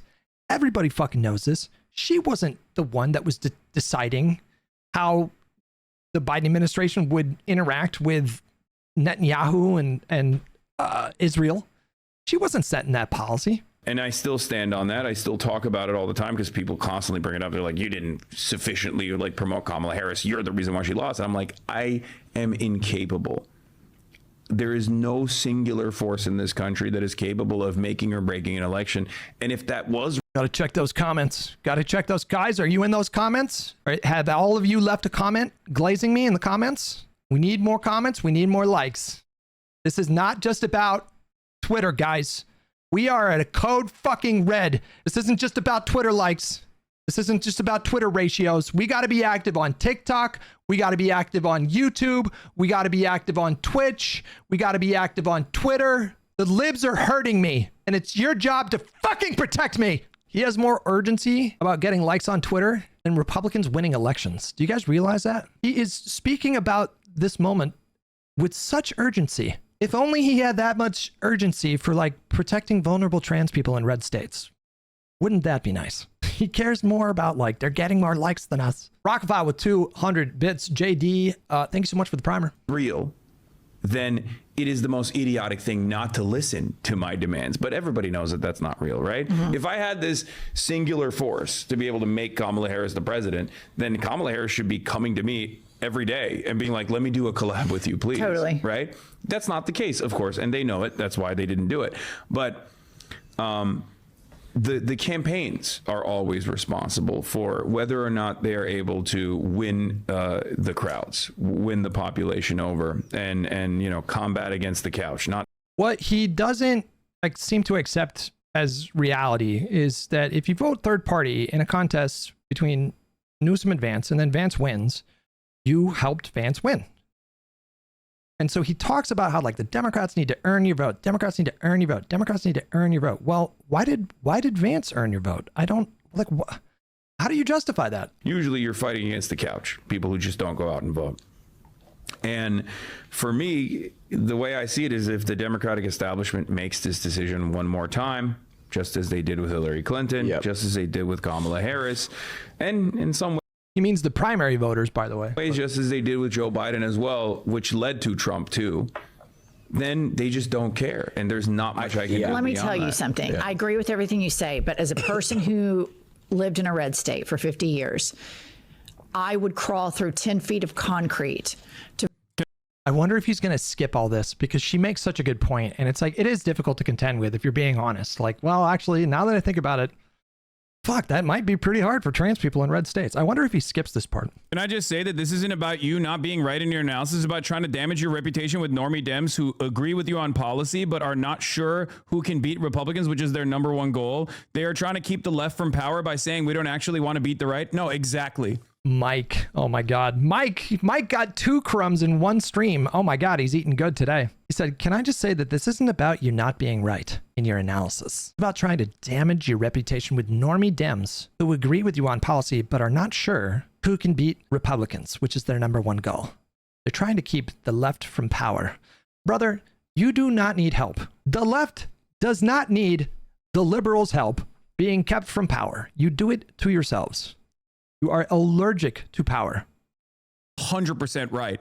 And it's kind of funny that it's an echo chamber of Democratic Party consultants who also want that message to be out there, but they can't overcome the needs of the masses. Because as someone who goes out there, as someone who's at those fucking protests, I see the Barbaras and I see the Debras and I see the people that have had their minds changed. I see the people that look at Bernie Sanders and go, that's our guy. We want someone like him. We know that Bernie-crat the Bernie wing of the Democratic Party is the real electability argument. Those are the. Which is why he lost 2 primaries in a row. And the second time he lost by an even bigger margin. But no. Obviously, everybody knows that he is where the motion's at.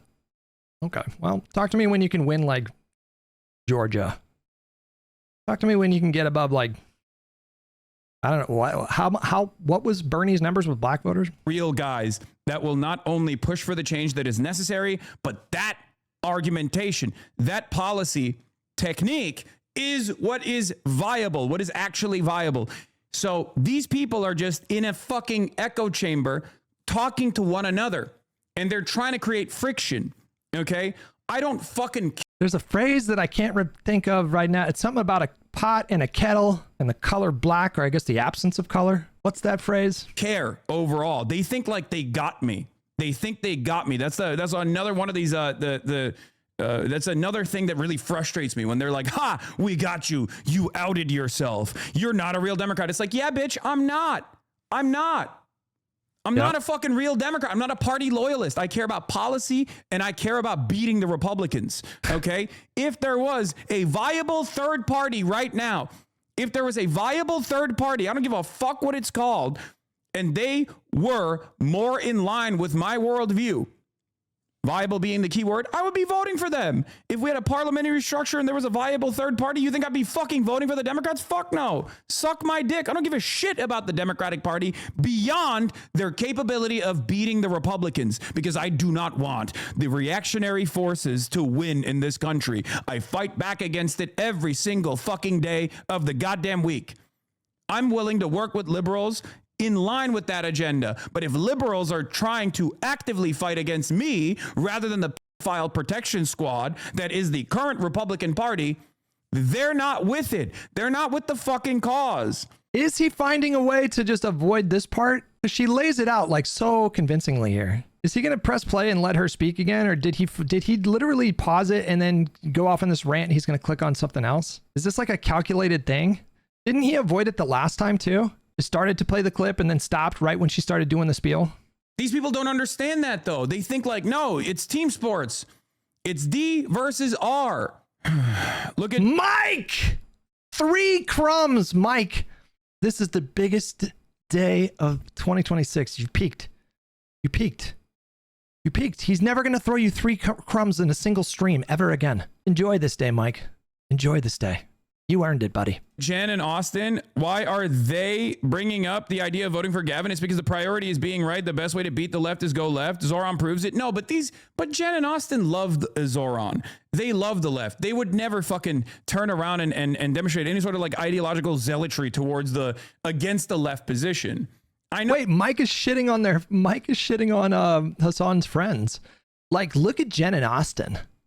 Why are they bringing up the idea of voting for Gavin? It might be because he's currently number 2 in the polling aggregate and seems to have a decent chance of winning the nomination. That's why people are talking about him.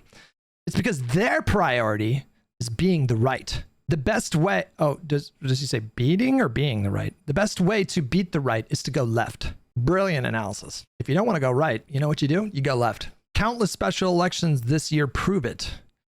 I mean, this is crazy. I mean, I have a theory that I'm pretty sure is correct.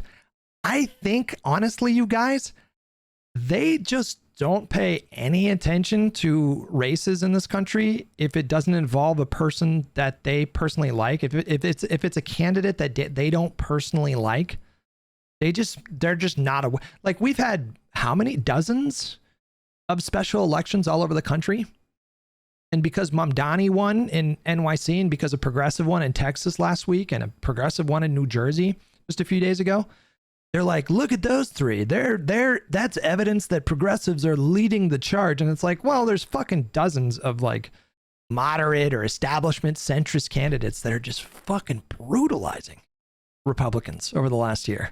They just don't know that these elections are happening, I guess. They just like tune them out or... I know them personally. I love them. They're fantastic. And this conversation, like, a lot of people are, though, Hasan. They don't agree with you, he says the last year, but they agree with us, so we don't even need to talk about this dumb shit. They don't agree. Both of them said, oh yeah, no, obvious. They said obviously they would vote for Newsom over Vance. Obviously is the word that they chose to use. So they don't agree with you. And they vote in the primaries, but they agree with us, so we don't even need to talk about this dumb shit.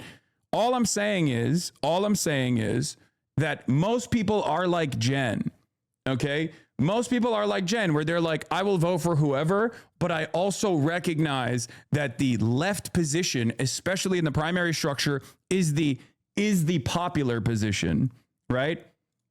That's it. If that's true, then the primary voters will decide if that's true. I mean, that's how you determine if this claim is correct, you know? If we get to November and there's just a massive wave of left-wing populists or, you know, far left candidates, which could happen. It's possible. It's possible that that's happened. You know, it's not happening so far. So far, you know, both progressive and moderate candidates are fucking eating good over the last year. But maybe he's right, and there's like a progressive blowout in November. But we'll see. I mean, like, well, I guess we'll find out when we get past the primaries. So, you know, we only got like a few more months until we have most of these primaries, right? But you still advocate to play for that party. You're going to get Gavin Big Dog. There ain't nothing you can do about it. Exactly. So you don't care about beating the Dems. You are coping. Oh, shut up, shut up, shut up. I despise some of you fucking. Shut up.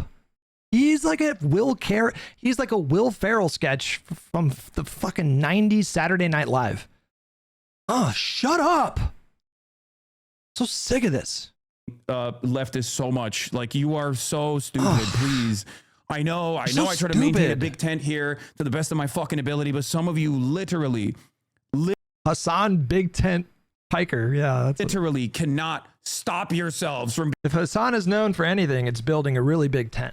You know? Being like, I'm morally righteous. It's a bourgeois electoral system. Okay? Both of the parties are liberal capitalist parties. Yes, I know. You're not smart. You're not smart for revealing something that I've been saying for the past fucking 10 years. Okay? The idea that we've already accepted Gavin Newsom as our fucking as our candidate is also so stupid, so silly. Nobody's saying this, but nobody's saying this though. Nobody's saying this. Nobody's saying you have to support Gavin Newsom in the primaries. Nobody's saying this. Literally nobody is saying this. Vote for Gavin Newsom, even though I think he's duplicitous, a hypocrite, a thirst trap, hungry for power. Okay, did he pause her again? All of the things that you say, and harms the Democratic Party and sets the psychological soil to be more prey to fascism. All of that I agree with.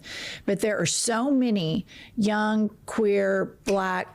No, do you live in California? Is that context not relevant in this conversation? No, that's. He just starts zoning out as soon as she starts mentioning vulnerable queer people. Just like totally zones out and gets stun locked by chat. Cop out. That's a cop out. Okay. He didn't really engage with her point at all the first time. Maybe he'll do it this time. Maybe he'll offer up a reason why actually, you know, offering up vulnerable queer people in this country as a sacrificial lamb to the greater good is, you know, actually based in the only correct moral decision to make, you know? Me living in California is a cop-out. I have a massive audience. They don't just live in California. Many of them are going to vote blue no matter who regardless.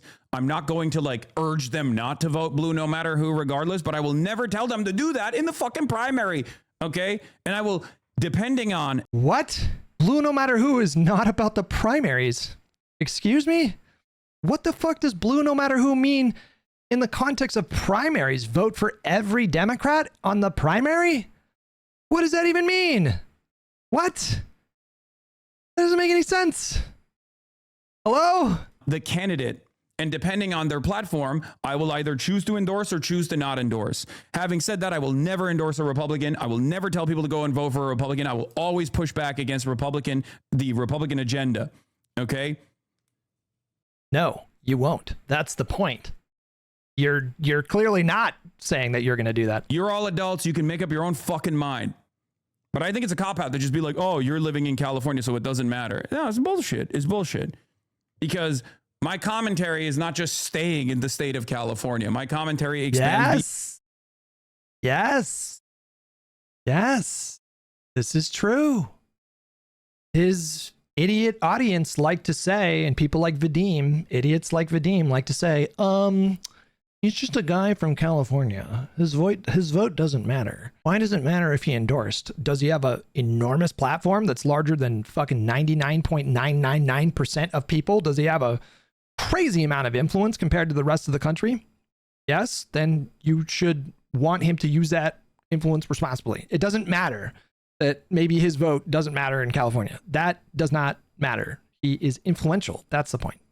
He's making the case against his strongest defenders' worst point that they constantly make. Beyond the state of California. So there is truth to what the shit libs say when they fucking dart around and go, oh, Hasan, you command a massive audience. Like, why the fuck won't you get in the tank for Kamala Harris in the same way that I did for Hillary Rodham Clinton, in the same way that I did for fucking Joe Biden? And yet, even back then, they would yell and say, we weren't sufficiently pro Joe Biden. We weren't sufficiently pro Hillary Rodham Clinton, that the Bernie bros somehow cooked the books, even though many of those people have now realized Bernie was right. Bernie would have been the fucking candidate to beat Donald Trump in 2016. We wouldn't have had all this fucking heartache. And yet they still can't expand on that concept. They still can't comprehend. Oh, no. In any case, yeah. Wait, he doesn't let her. He stops her right when she starts talking about vulnerable queer people, and then he just moved on. No way. He literally did it. Hold on. He might go back and do it. He might go back and watch it, right? Flex it for Democrats on here to blame professional lefties for every time the party fails, but where the party has been atrophying votes is among workers who don't follow politics closely and have vaguely moderate politics. Go back to Blue Sky if you think moderates where I live will vote for Gavin Newsom. You can't handle reality. There is truth to this as well. And by the way, moderate politics or vaguely moderate politics doesn't even mean that they would like hate someone like Zoran Mamdani or hate someone like Bernie Sanders. Okay. That's the irony here. A lot of people think that these people are making decisions on ideology, ideological goals, policy goals. They're not. That's the reason why people think Bernie Sanders, Republicans think Bernie Sanders is more of a centrist than Kamala Harris is. It's just about who likes What the fuck is he talking about? Republicans think that Bernie Sanders is more of a moderate than Kamala? What? Just about which politician you like. The Twitter conversation is disconnected from the real world. Moderates are not lining up to vote for Mr. French Laundry. He's an op. I mean, I don't know what to tell you, bro. They clearly are. Like, what do you want me to say? Like, if this is true and Gavin Newsom doesn't have popular support with moderate voters, like, how do you explain this? These are the latest aggregates. You know, this is the latest aggregate. He is firmly in second place, right behind Kamala Harris. According to Hassan Piker, of all the people on this list, and I don't think you guys can see, there's Josh Shapiro and JB Pritzker and Mark Kelly are also on this list down here. According to their standards, AOC is the only progressive / lefty on this entire list of potential 2028 contenders. Pritzker, Shapiro, Kelly, Buttigieg, Newsom, and Harris. They are all kind of representative, according to them, of the moderate vote. I don't think Pete Buttigieg is moderate. I don't think Gavin Newsom is moderate. I don't think Kamala Harris is moderate. Mark Kelly's probably a little bit more moderate. Shapiro's probably a little bit more moderate, but still like decently progressive. And honestly, same with JB Pritzker. I mean, he's passed a ton of like pro-trans legislation. But according to them, all the rest of them are moderates, and AOC is the only progressive. How come she has 8.9% and the rest of them combined have 90%? If the Democratic voter base is not primarily moderate, which I think it is, why isn't AOC doing way better? Why are the moderates collectively just crushing? I'd say right now, guys, the odds that a moderate, according to them, wins the nomination are pretty fucking good. Goldmine has nothing to do with lefties. Who will mostly vote for him. My point is Hasan doesn't matter. Newsom is a toxic candidate for reasons irrelevant to him. Yes. If he's, listen, I don't even necessarily disagree, by the way. I don't love Newsom as the nominee. Anyone and everyone that hyper focuses on my assessment here of Gavin Newsom, that's making that hypothetical conversation, vote blue no matter who conversation, run into the ground, does not fucking realize that they have lost it. Hassan Piker doesn't care about marginalized. He really did. He really skipped past the point where she pleaded with him to consider vulnerable queer people. He really just skipped that part. Is he not going to go back and watch that part? That's funny. He knows that's why he's getting cooked. he knows that that is actually a pretty compelling pitch to not let Vance win, right? Communities, the guys in this picture. Yeah, the guy who fucking posted this shit literally has Bill Clinton in his fucking profile photo. He's like double invested in pedophilia. It's fucking crazy to me. I went to college with the girl you were fighting on the timeline. Stopped talking to her when she took an internship at the Koch Foundation. Yeah, so many of these people are fucking operatives. Oh my God, dude. He is Lefty Alex Jones, by the way. He is 1000% Lefty Alex Jones, by the way. Yeah, you know, some random person on Twitter told me that one of their, you know, she went to school with one of the person that dunked on him on Twitter, and she interned at a Koch brothers thing. Oh yeah, no, obviously this has got ops written all over it. Obviously, this is like, you think this just happened organically? You don't think that they coordinated with the Koch brothers? Come on, connect the dots. Liberals will always co-opt the progressive flank. That's the point. If you're not building a third party movement and you're still making this fucking argument in my chat, just here, take an hour off, go build communism right now. Okay. Zap him. Zap him. Make an example of it. Zap him publicly. Build communism now. Hit the communism button that you think I haven't been hit. Big tent. Yeah, big tent Hasan Piker, by the way. And then I'll come to you. Okay? I'm giving you an hour off just so you can go and build communism. A robust communist movement. Okay? You build it, I will... How dare you question me? I have a poli-sci degree from Rutgers with a minor in communications. How dare you question me? Be there. I will be by your side. Build it now. Stop chirping in Twitch. Stop chirping in a fucking Twitch chat. Build communism right now. Start building communism tomorrow. Do you even know what third way neoliberalism is?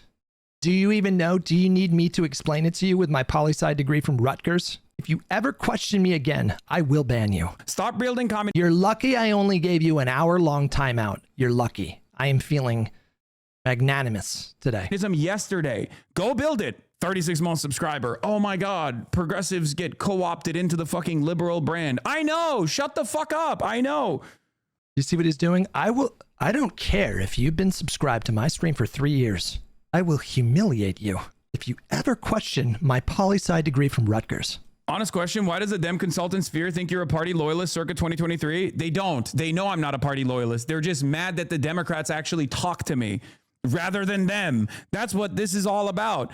They're chirping because the Democrats talk to me instead of their favorite file. That's literally half of the reason why this became a point of contention. Because this fucking, this dipshit and many of the other people that are chirping right now are all fucking major Sex Pestini fans. They're like, why won't the Democrats actually align with my favorite N-word saying, incredibly edgy, white supremacist fucking adjacent content creator who was procuring child sexual abuse material? Why won't they talk to him instead? That's literally all this is.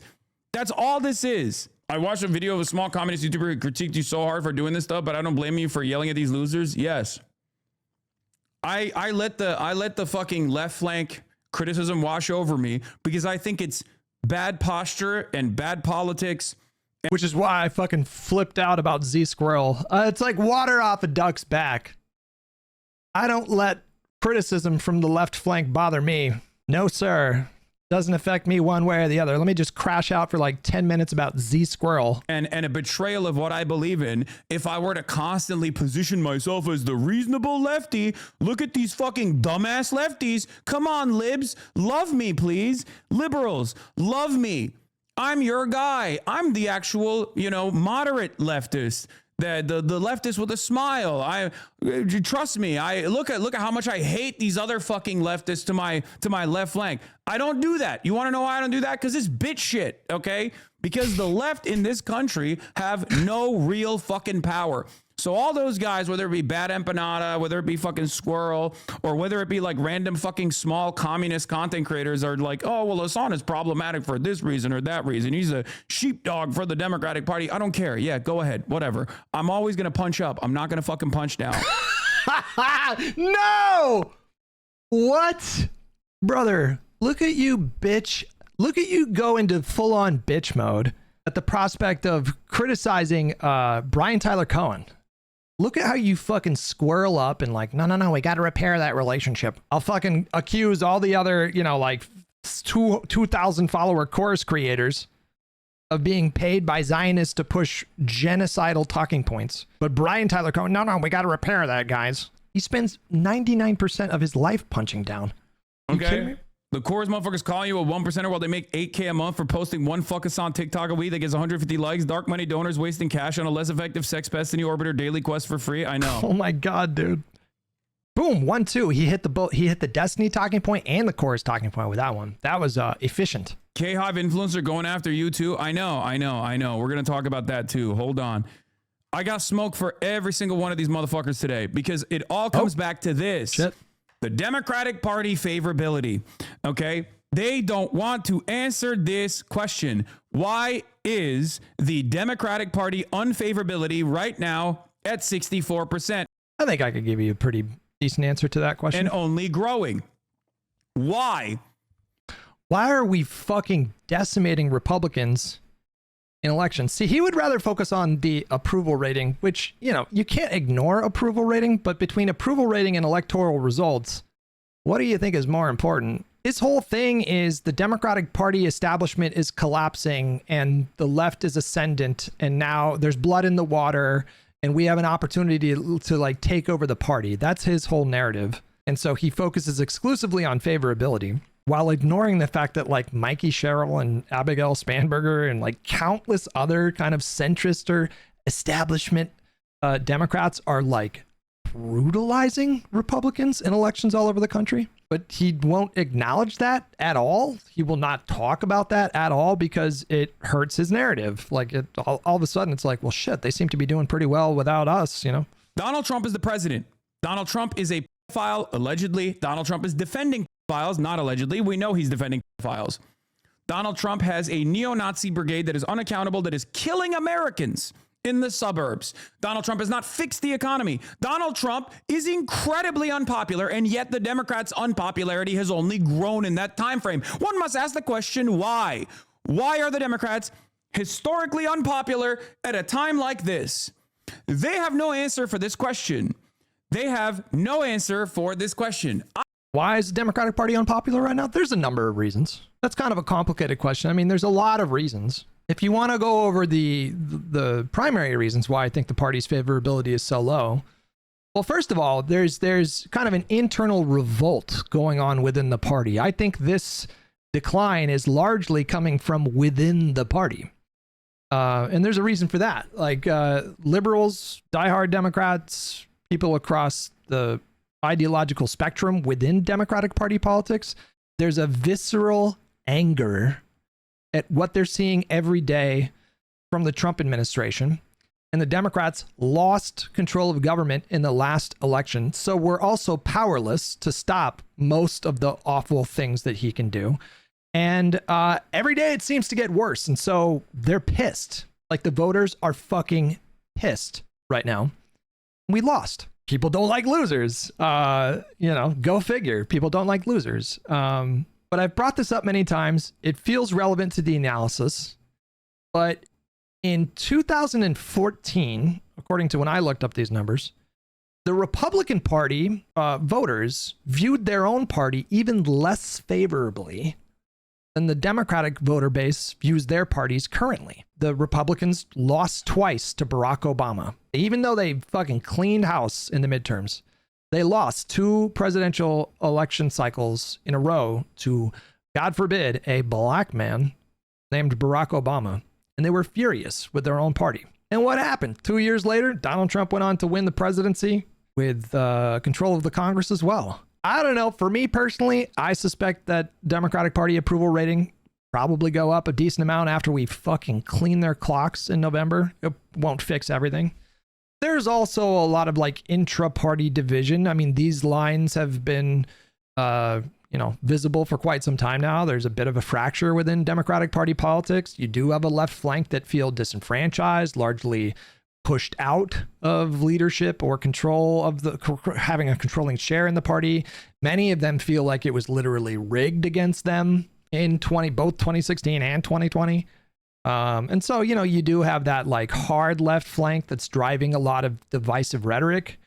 There's also massive asymmetry when it comes to social media coverage. The Republican Party just don't really have the same kind of problem that we have in Democratic Party politics, which is that, most of the right-wing pundits that you said, most of the MAGA pundits, they are very loyal. I mean, there are limits, even some stories get so big that they have to kind of like push back lightly against Trump, such as the case with the Epstein file stuff. But largely they have a social media ecosystem / apparatus that are very much like behind Donald Trump, loyal to Donald Trump. And that does not exist on the left. It just does not. In fact, like the people that get the most traction on social media on the left are typically chaos agents like this fucking idiot. You also have like lingering resentment, I think, from a lot of voters.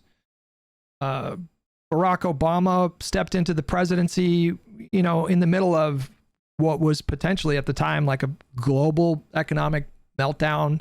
Millions of people lost their homes, people's retirements were wiped out, and the federal government bailed out the banks, which was, to be clear, the right thing to do. But in the absence of direct relief to American citizens whose livelihoods and net wealth and the value of their homes and their 401ks just took a complete shit, and they felt burned because they didn't get a lot of help from the federal government, even though the banks did.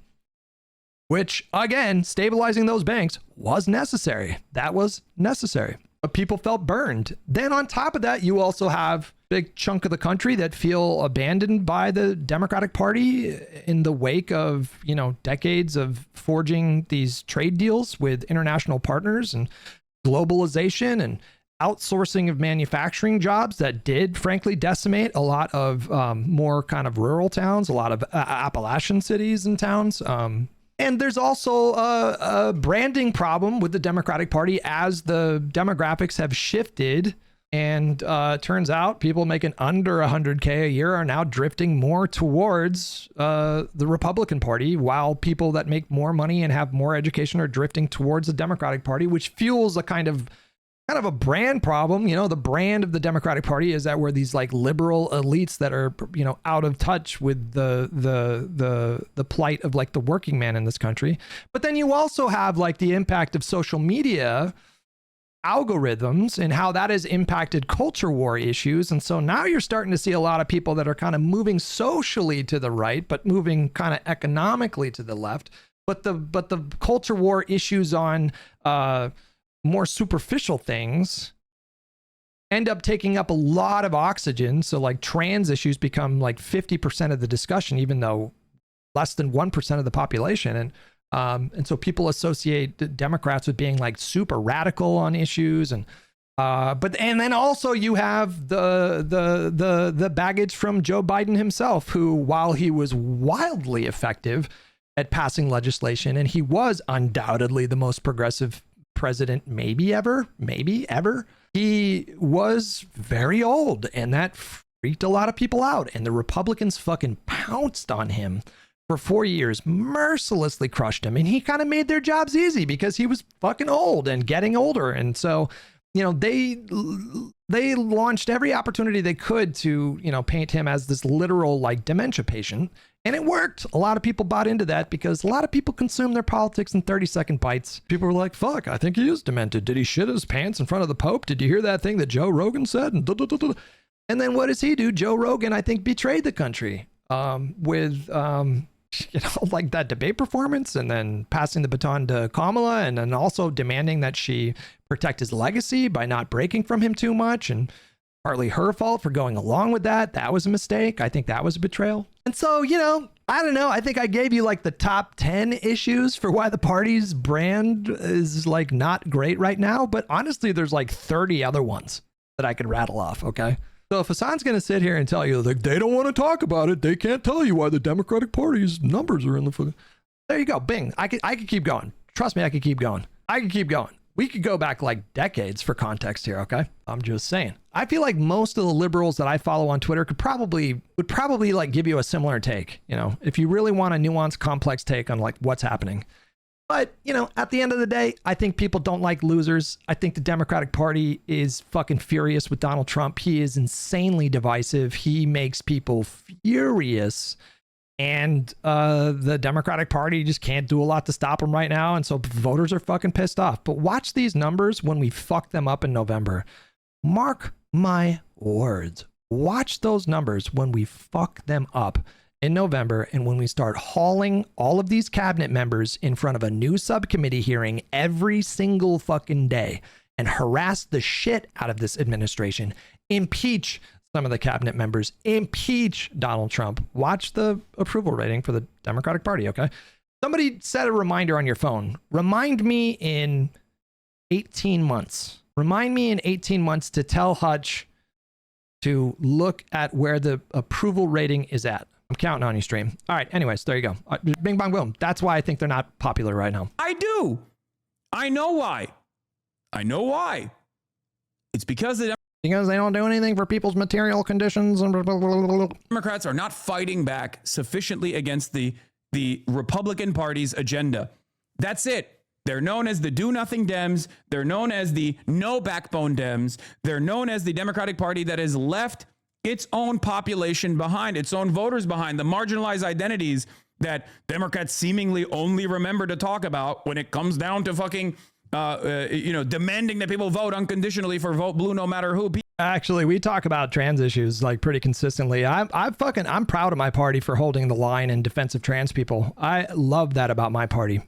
I love that Pritzker and Walz and Newsom and Whitmer and Shapiro and the governor of fucking in Massachusetts, Hochul. I love that these like Democratic governors that actually have control of government are actually using that that power to protect trans people. I'm proud of the fact that my party does that. I'm proud of the fact that you can pretty much reliably count on blue governments in states to protect, step up for, fight for trans people. This goes well beyond appealing to trans people to try to win elections. Like, we actually walk the fucking walk. Fuck you, bro.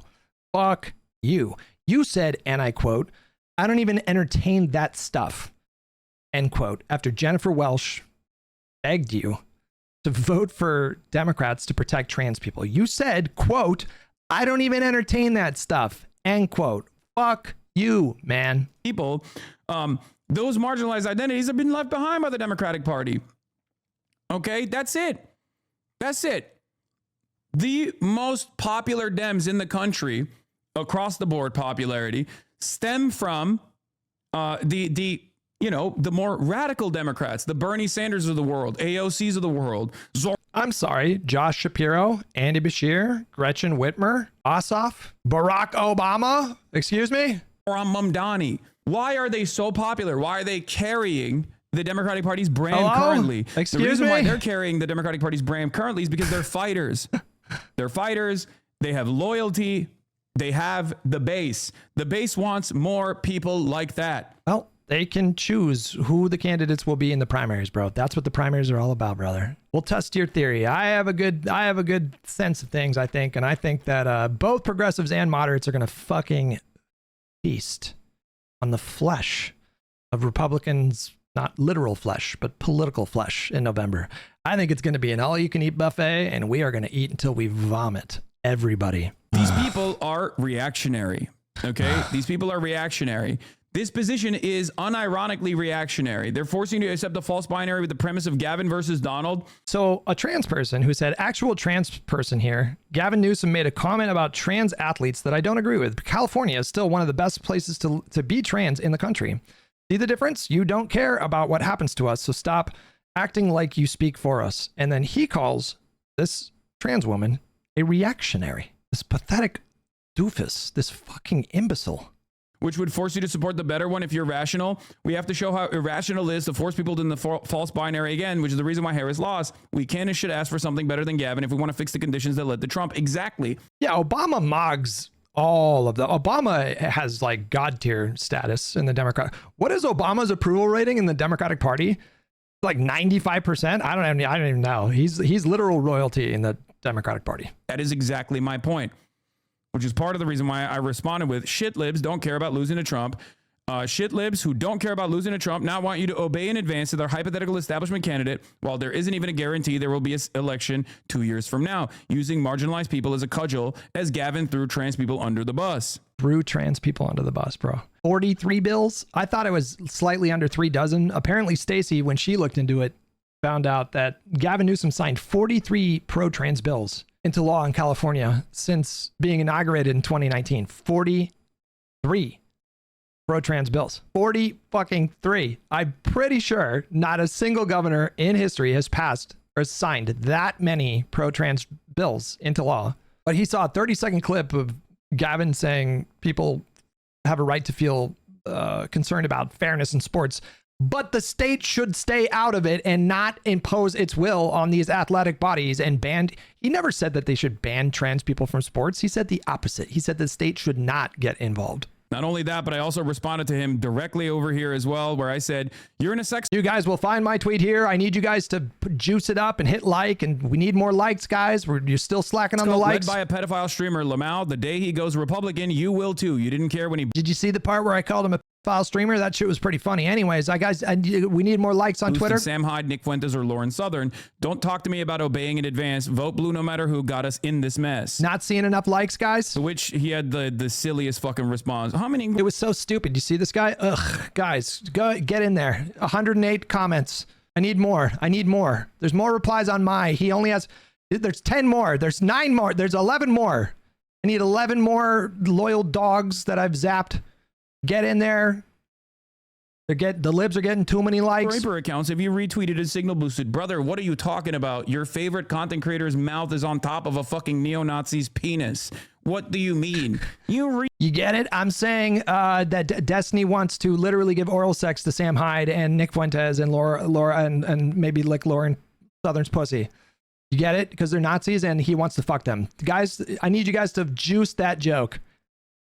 Juice the joke. He sucks their penises and licks their pussies because he's a Nazi, and we need you guys to juice it up. Juice it up. More likes. He tweeted Groipers. Yeah, this guy is a D-writer for Sex Destiny. Okay? I don't think I've retweeted any Groiper accounts, but it's so fucking... Cinemarxism in the chat, but we know why Democrats don't allow policy that benefits us. They don't represent us.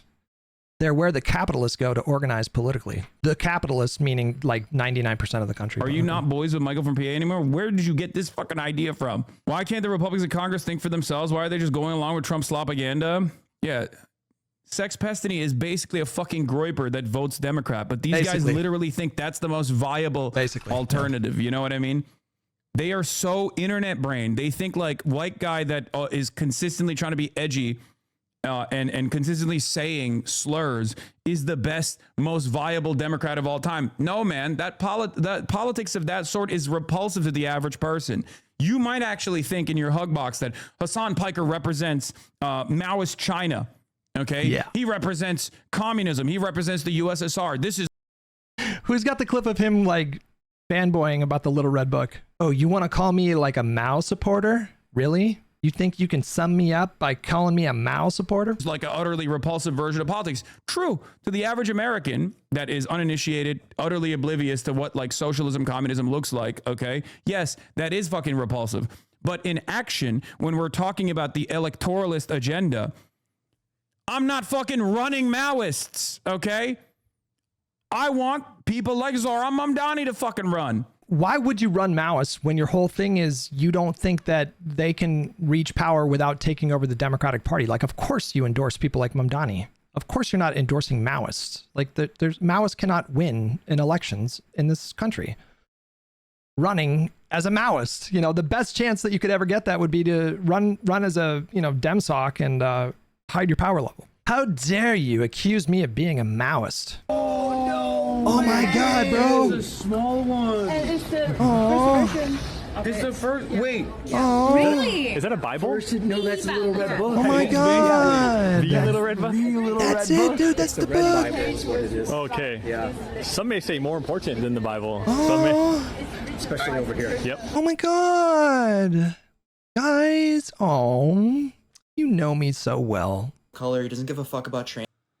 Oh, shut up, white boy. Suck my dick, white boy. TOS? Hello? That's got to be Twitch TOS, right? Can we get another ban? White boy? What the fuck was that all about? Boy, you fucking didn't give a shit about Gaza, okay? And Kamala Harris lost. And when Kamala Harris lost to Donald Trump again, Donald Trump actually fucking did unlimited violence to these marginalized identities. I hate these motherfuckers, man. They wear black and brown people like a fucking shield. It's so dumb. Bro, that is literally you. Do you know that I support Palestine? Do you know that you're attacking someone who supports Palestine? Do you know that you're attacking someone who opposes genocide? Does that mean that you support genocide, perhaps? I'm sorry, did you know that you agree with Asmongold on your criticism of me? Are you aware that you're attacking someone who opposes genocide? The only time these motherfuckers go, we shouldn't do identity politics. We shouldn't do identity politics. And then they immediately, after he calls him white boy, there's no way. This has to be scripted. Or it's AI. He gave it a prompt. This is like a comedy, right? Like, shut up, white boy. Look at how they do identity politics. What? Excuse me. deploy it to their left flank. We know what's up at this point. Reducing care for marginalized communities to a single hypothetical vote misunderstands how political engagement works. The premise here is that political morality is measured exclusively at the voting booth. While that's not the premise at all. I mean, that's just a massive straw man. Who is making that premise? I'm sorry. Who is claiming this? Who is saying that political morality is measured exclusively at the voting booth? Who is saying that? The basement is the voting booth. That's the fucking basement. That is the minimum requirement of engagement sufficient to demonstrate that you actually give a fuck about things. The basement. It's not exclusively the thing that we look at to like weigh someone's, what did she say? Political morality? Also claiming it proves he exploits marginalized people for profit. We all know that Hasan has spent years directing money, attention, and platform. Look at these brave Hasan soldiers, guys. See, they're doing it right. Chat, I need you to be more like Emily. She's in the trenches fighting for your leader. Form power towards those. And you need to be more like her. Communities. If the standard for caring about marginalized people is unconditional support for whichever major party candidate is on the ballot, then you're redefining care in a way that conveniently excludes any form of political action outside of party loyalty. These guys want to turn the base of support and the base of loyalty in the Democratic Party to the MAGA cult, okay? And they're doing it at a time when there is a... What? We want to turn the base of Democratic support to the MAGA cult? What are you talking about? There's a tremendous amount of energy directed towards demanding more from the Democrats. There is a lot of enmity for the Democrats right now. And the reason for why there's a lot of enmity for the Democrats right now, as I keep repeating over and over again, 64% disapproval, 33.9% approval. Average 15.7 point overperformance relative to 2024 across every special election over the last fucking year straight. We're doing like 32 point swings in Texas. The reason why this exists is because the Democrats are not doing it.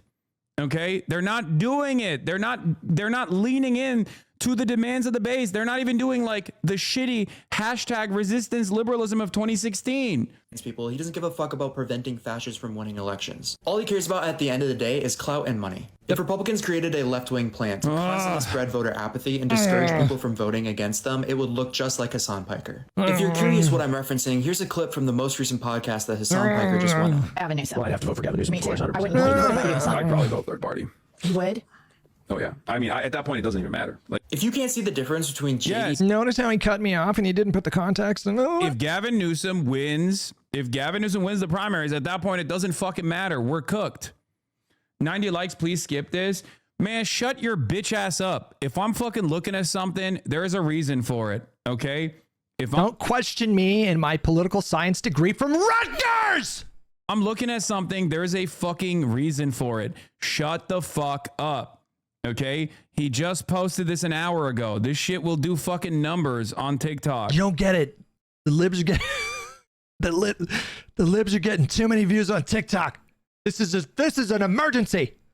I'm the only one who's taking this seriously. Don't you get it? He's going to get some views on TikTok. I don't think you guys understand. Left bashing right now is absolutely the fashion for the Democratic Party aligned consultant class and the people that are desperately trying to get a bag from either Chorus or from the liberal Democratic Party aligned consultant class. Oh my God. These guys are putting their flag on the ground right now at this moment.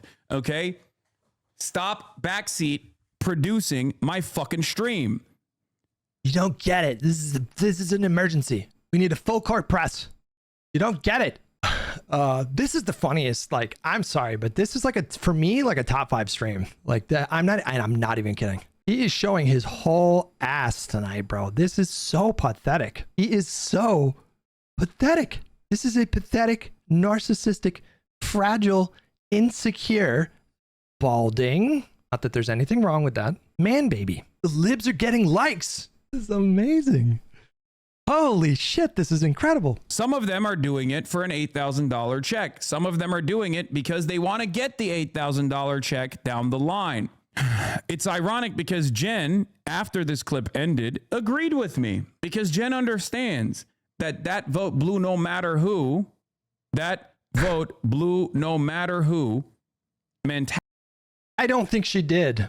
I don't think she came out and said, you know what? You've convinced me. I will help JD Vance win. No, what she did was, quite frankly, like softball. Like she's kind of pathetic to me. I think she's kind of pathetic. I don't understand why she's a thing. Why the fuck is she a thing? I don't understand this. Mentality is what got us here. Okay? You're brain breaking yourself on sub 100 viewer Andes for your mental health. Skip these losers. Oh, he's going to crash out. Here it comes. He's going to ban. He's going to ban. Once again, take an hour off and really reconsider. Zap him. Zap his ass. Why I'm actually talking about this. This person is utterly irrelevant in the grand scheme of things. Their opinions are utterly irrelevant. They are trying to actively Lights! God damn it. Stake the they're trying to actively change the Democratic Party's attitude, okay? Because they think the Democrats are going to listen to someone like myself a little too hard, and they don't want that to happen. Yeah, Gavin Newsom is not even in the running right now. I will dedicate the next 2.5 years to making sure that as many liberals and Democratic Party coalition members understand what this guy is all about. I will be relentless, okay? You think this is the only time I'm going to get a bunch of likes on Twitter, Hasan? Nope. I've only just begun. The libs will continue to get more likes on Twitter and get some views on TikTok, okay? Okay, this is Sex Pestany's community. Around marginalized people in red states. And even though this corporate Democrat is, you see it in a long-term game. In the short-term game, You aren't communist enough for me, I'm unfollowing. Okay, go ahead. President Newsom of our I'm pretty sure that was probably a joke. That guy got banned. I don't know. President JD Vance. Yeah. Substance. He did it again. He did it again. He stopped before she made the point about vulnerable queer people. That's the 3rd time he's done it. That's the 3rd time. That's the 3rd time. Wow. This is what I meant when I said it's useless trying to reach these people, even knowing that a Vance presidency will be a continuation of the current admin. He still wouldn't vote blue no matter who. These people are just as bad as most diehard maggots. Anyway, I said this guy, reposts fucking all this racist shit. He's a racist.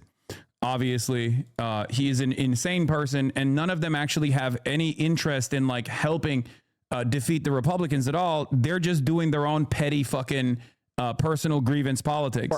Ironically enough, Jennifer is not one of these people, right? And neither is Austin. These are my friends. These are people that I've known for years. Give them time to shed their idiot shit lib ways. I will help them. I will educate them. And they are trying to relitigate vote blue no matter who politics on the timeline. And it's giving the game away because Gavin Newsom is not even the fucking candidate, right? And if you listen to the rest of the conversation, that's immaterial to the discussion, but okay. That they cut out. Would enthusiastically crawl through 10 feet of concrete for all of the marginalized people. Do you feel like the Democrats know? He fucking skipped it, dude. He skipped it, dude. He fucking skipped it entirely, dude. He includes the part in the beginning where she starts to tee up like the argument about vulnerable, trans people. He fucking did it 3 times, cut her off right before she started talking about that, and then cues up a different tweet that just skips past the point that she made. He is intentionally avoiding showing his audience her argument. He knows what he's doing, you guys. Pausing before the point is made is common for Hasan. He did this to Ethan's face when he was debating him. I'm not gonna lie, I do that shit too sometimes. I'm just gonna be real with you. Then that's why they get away with. I mean, I don't do it intentionally this way. He is like intentionally not showing his audience the argument that she made. Their ineptitude. 100%. That's what I mean. Yeah, so 100%. I'm like, You've known Jen for years? Yes, of course I've known Jen for years. I knew Jen when she was a liberal. She has talked about how she's gone through this transformation personally. Would she avoid the label liberal? Kind of doubt it. I don't even entertain that stuff, especially this far out from an election. But even in the primary season, that's immediately the conversation. It's like, well, whoever is the candidate, you're going to vote for them, right? And you know what's really indecent about that too? Tell me. They never returned the favor for left flank candidates. Yeah, that's crazy. That's no crazy. one ever made hay about Bernie Sanders potentially becoming the candidate, and all of the articles that came out about how Trump might be more preferable to Bernie Sanders. Yep, that means liberals. That's what we all thought. All of us. All liberals. All of us. They were writing those. Liberals were writing those articles talking Those about were liberals. You know, Yeah. the head of Goldman Sachs, who was like, I'm a lifetime Democratic Party voter. I think Donald Trump is better than Bernie Sanders. I know. Would enthusiastically. Anyway, this guy that I just showed you earlier, that is like a head moderator for Sex Destiny's community, that He fucking literally went out of his way to omit the section of her explaining to him the importance of protecting vulnerable trans people. He went out of his way to avoid it. Like dead to rights, that is 1000% what he did. fucking engages in like insane Islamophobia and is constantly like reposting these fucking stalkers. Okay, Bernie Krat, left populism has been demonstrably more viable against Trump-style right populism since 2016. How do we have left populism actually succeed and not get fucked over like it has in the last 3 elections? Yeah, this is like the type of shit he posts. Is there somebody you forgot to ask? Wear a shirt that says kill all landlords. His own mother was a landlord. Calls Hila a terrorist for completing mandatory conscription. Dodge mandatory military service in Turkey. Like, their only politics is literally fuck Hasan. Yep. Okay? Yep. Their only true. politics is like That's fuck true. Hasan. They have no real interest in changing this country. That's They true. have no real interest in combating the fucking Republicans. Anyway, so he followed up on this and said, for those of you wondering why some of us on the left are so opposed to allowing political arsonists like Hasan and his ilk into the tent, the replies on this thread agreeing with Hasan is a perfect explanation as to why we think that. They'd rather hand this country over to people like JD Vance and Peter Thiel, whose only goal is to take our democratic system out back behind the barn and put down rather than vote for a Democrat who doesn't 100% align with their beliefs. This person is not on the left. He's lying to people. The reason people like Hasan and his fans think that way is because the majority of them are rich and white, thus unaffected by the disastrous policies enacted by the GOP. Boom, hit the identity politics line. Once again, guy who has been calling me a fucking Islamist, terrorist, radical fucking fundamentalist for maintaining the majority position on Israel is turning around and being like, he's a white guy. He's a white guy. He doesn't care. He's an out of touch white guy. Gavin Newsom hasn't won the fucking primary yet, okay? And I don't think he will. Nobody said he did. Totally immaterial, completely irrelevant to the discussion. This is not a discussion about unyielding loyalty to Gavin Newsom during the primary. Nobody's making this argument. It's not what this is about. And even if he was, he would be one of the few individuals who could lose the fucking JD Vance. A lot of liberals don't understand this. They are still agitating for third wave neoliberalism when it's died already. I said, these people are not on the left, and anyone who agrees with them is either being paid by the Dems or being duped. They work for a pedo Twitch streamer who has collabed with and platformed Nazis. They are pro-Israel and anti-Medicare for all. I can't believe I called Destiny a Twitch streamer. He's not a Twitch streamer. Okay, there's the third one, pro-Israel. There's the third one. Molly with $5. If your only politics is fuck Hasan, you already have better politics than Hasan. True. That is a solid foundation. Somebody was just getting into politics and that's where they started. They didn't really know a whole lot more. I would trust them to make better decisions at the ballot box than Hasan. Streamer. And anti-Medicare for all, they don't care if the Dems lose to the fascists. Okay? True. That's true. He's a kick streamer. That's true. Yeah. If you want to understand, like, the most exhaustive version of this vote, blue no matter who, is this. Hutch would vote for Jeffrey fucking Epstein. Jeffrey Epstein, yes I or no? would. Hutch? I do. Yeah. But if he had a D next to his name and he was running for a Texas Senate Oh my God.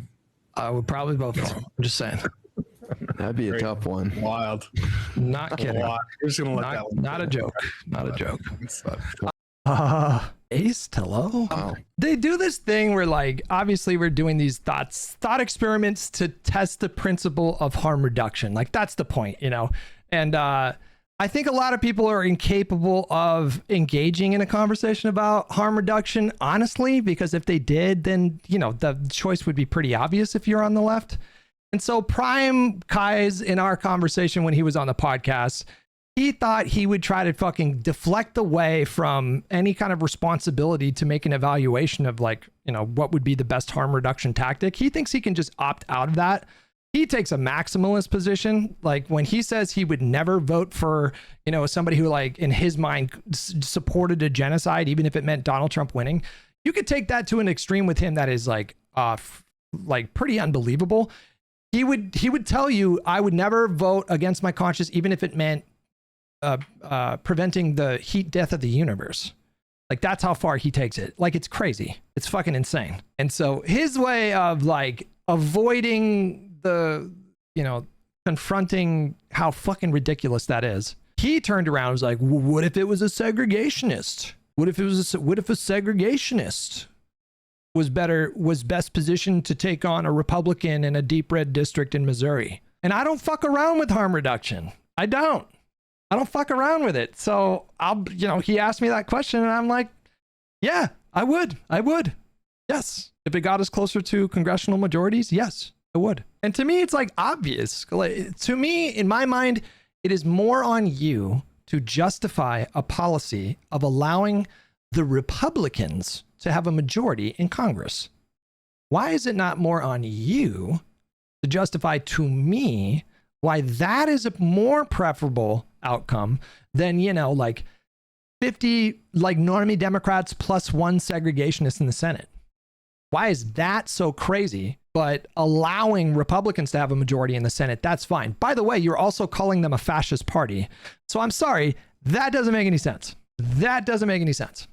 You can't tell me that the Republican Party is a fascist party and then not be willing to forge a very unconventional coalition to block that from happening. Of course, all of this is basically moot because, and I don't know where you guys are at with it, but I personally don't think that we are on the precipice of a segregationist movement springing forward within, like, you know, the Democratic Party spectrum. I frankly don't think we need to worry about having to, you know, confront the moral conundrum of possibly voting for a segregationist. Thankfully, we don't live in that universe. Like, you know, if you're having a difficult time understanding the basic, like, principle of harm reduction, you know, we can, like, let Sam Cedar make the case for it. You know, he is basically saying the same thing in this clip with Tim Pool from years ago, basically making the same argument that I'm making when I'm kind of making a tongue-in-cheek joke about voting for the reanimated corpse of Jeffrey Epstein. They would say to me, they said to me, would you vote in favor of someone that you could be sure was going to create 10 concentration camps? Or would you vote for someone who would create 5 concentration camps? Or would you not vote? And not vote.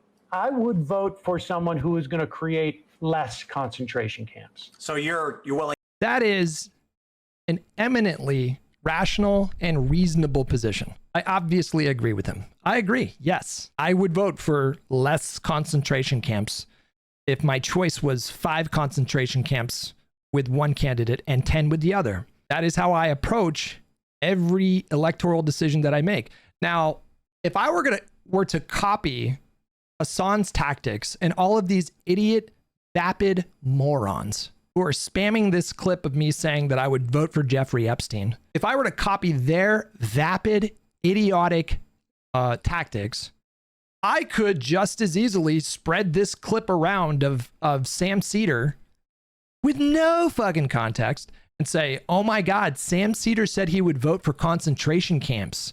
That's fucking disgusting. Now, I'm not suggesting, like, I have no problem with Sam.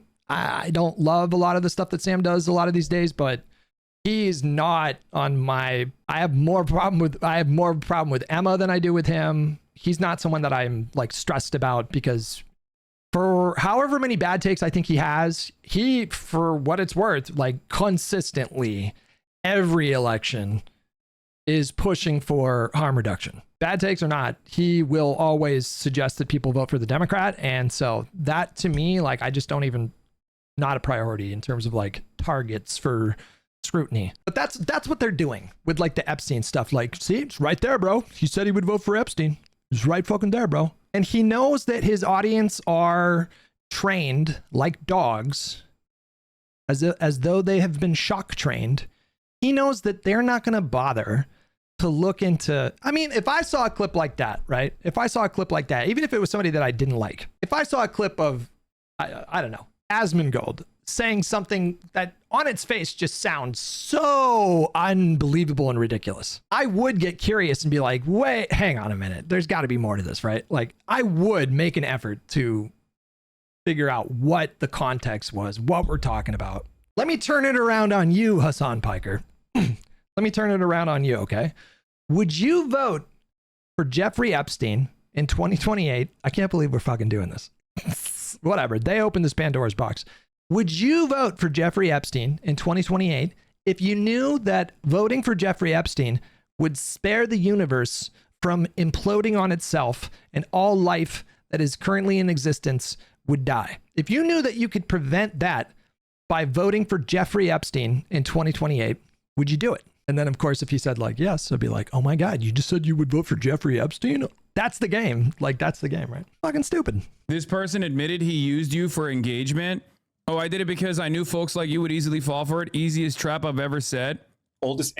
That's not what he said, you grifter fuck. He didn't say he'd vote third party of Newsom versus Vance. Didn't know Newsom and Vance were the Democratic and Republican nominees already in 2026. Nobody said that, you fucking idiots. God, these people are, how are they? I don't know.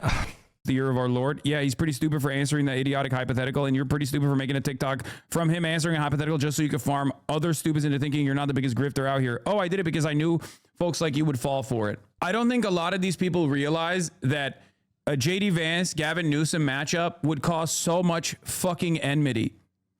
Would cause so much.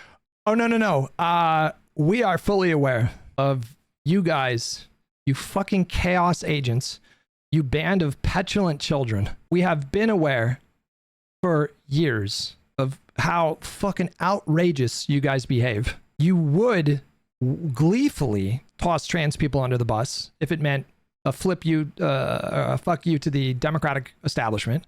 You've been doing that for years. This is not new. Like, we know this. We know how you behave. This is what you do. This is what you do every election cycle. Every single election cycle. Fucking animosity that JD Vance could potentially lose. Or, Gavin Newsom could potentially lose to JD Vance. Nope. Not. Why would we?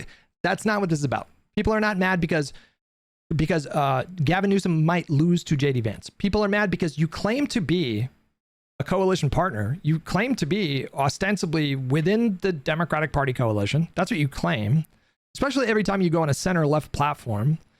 And then you turn around and you say that you would help JD Vance win an election before you voted for Gavin Newsom. That's what people are upset about. We're not playing this fucking game with you guys again. We're not doing it. Fuck you, man. We're not doing this. Not playing this game. Go fuck yourself, man. We will get this shit done without you, bro. We are going to destroy the Republican Party in November. You can't stop it. The lib left alliance is going to wash over this country like a fucking tsunami. And we will do it with or without you. You can get on board. That would be great. But nobody should spend their time pandering to you fucking morons. You are a waste of time. You are actively harmful. Hutch, who is a dick rider of Sex Pestiny, was Famously. talking about how Kamala's going to win without the left over and over again. No, not without the left. Not without the left. It was without this fucking idiot. This guy. I didn't say the left. I said specifically fuck you to this guy who's an idiot Green Party voter who literally fucking every day was tweeting out, I'm on the left and I'm not going to vote for Kamala. The genocide. They're both the same. Both parties same. Two sides of the same coin. They both serve capital. I'm voting for Jill Stein. Guys, I'm on the left and I'm not voting for Kamala Harris. She's awful. She's just about to try. Like, literally, it was like 20 of those a day for months. And I told this guy to fuck off. And then they're like, oh, he told the left he doesn't need their votes. No, I told that fucking idiot who was never in a million years going to vote for Kamala. It's like time traveling and watching your tweets from your peak lib days. My peak lib days. I've never been a lib. How dare you? Did you just call me a former liberal? How dare you? A liberal? What the fuck? Hutch says he would vote for Ben Shapiro over Hasan. What? Yeah, I would. Yeah, not gonna lie to you guys. I would. Yeah, a Marxist-Leninist over, like I like Ben Shapiro. He's bad. I think he's a fascist enabler. But I would not put him in the same category in terms of like, I would not worry that Ben Shapiro would lead to the end of the country.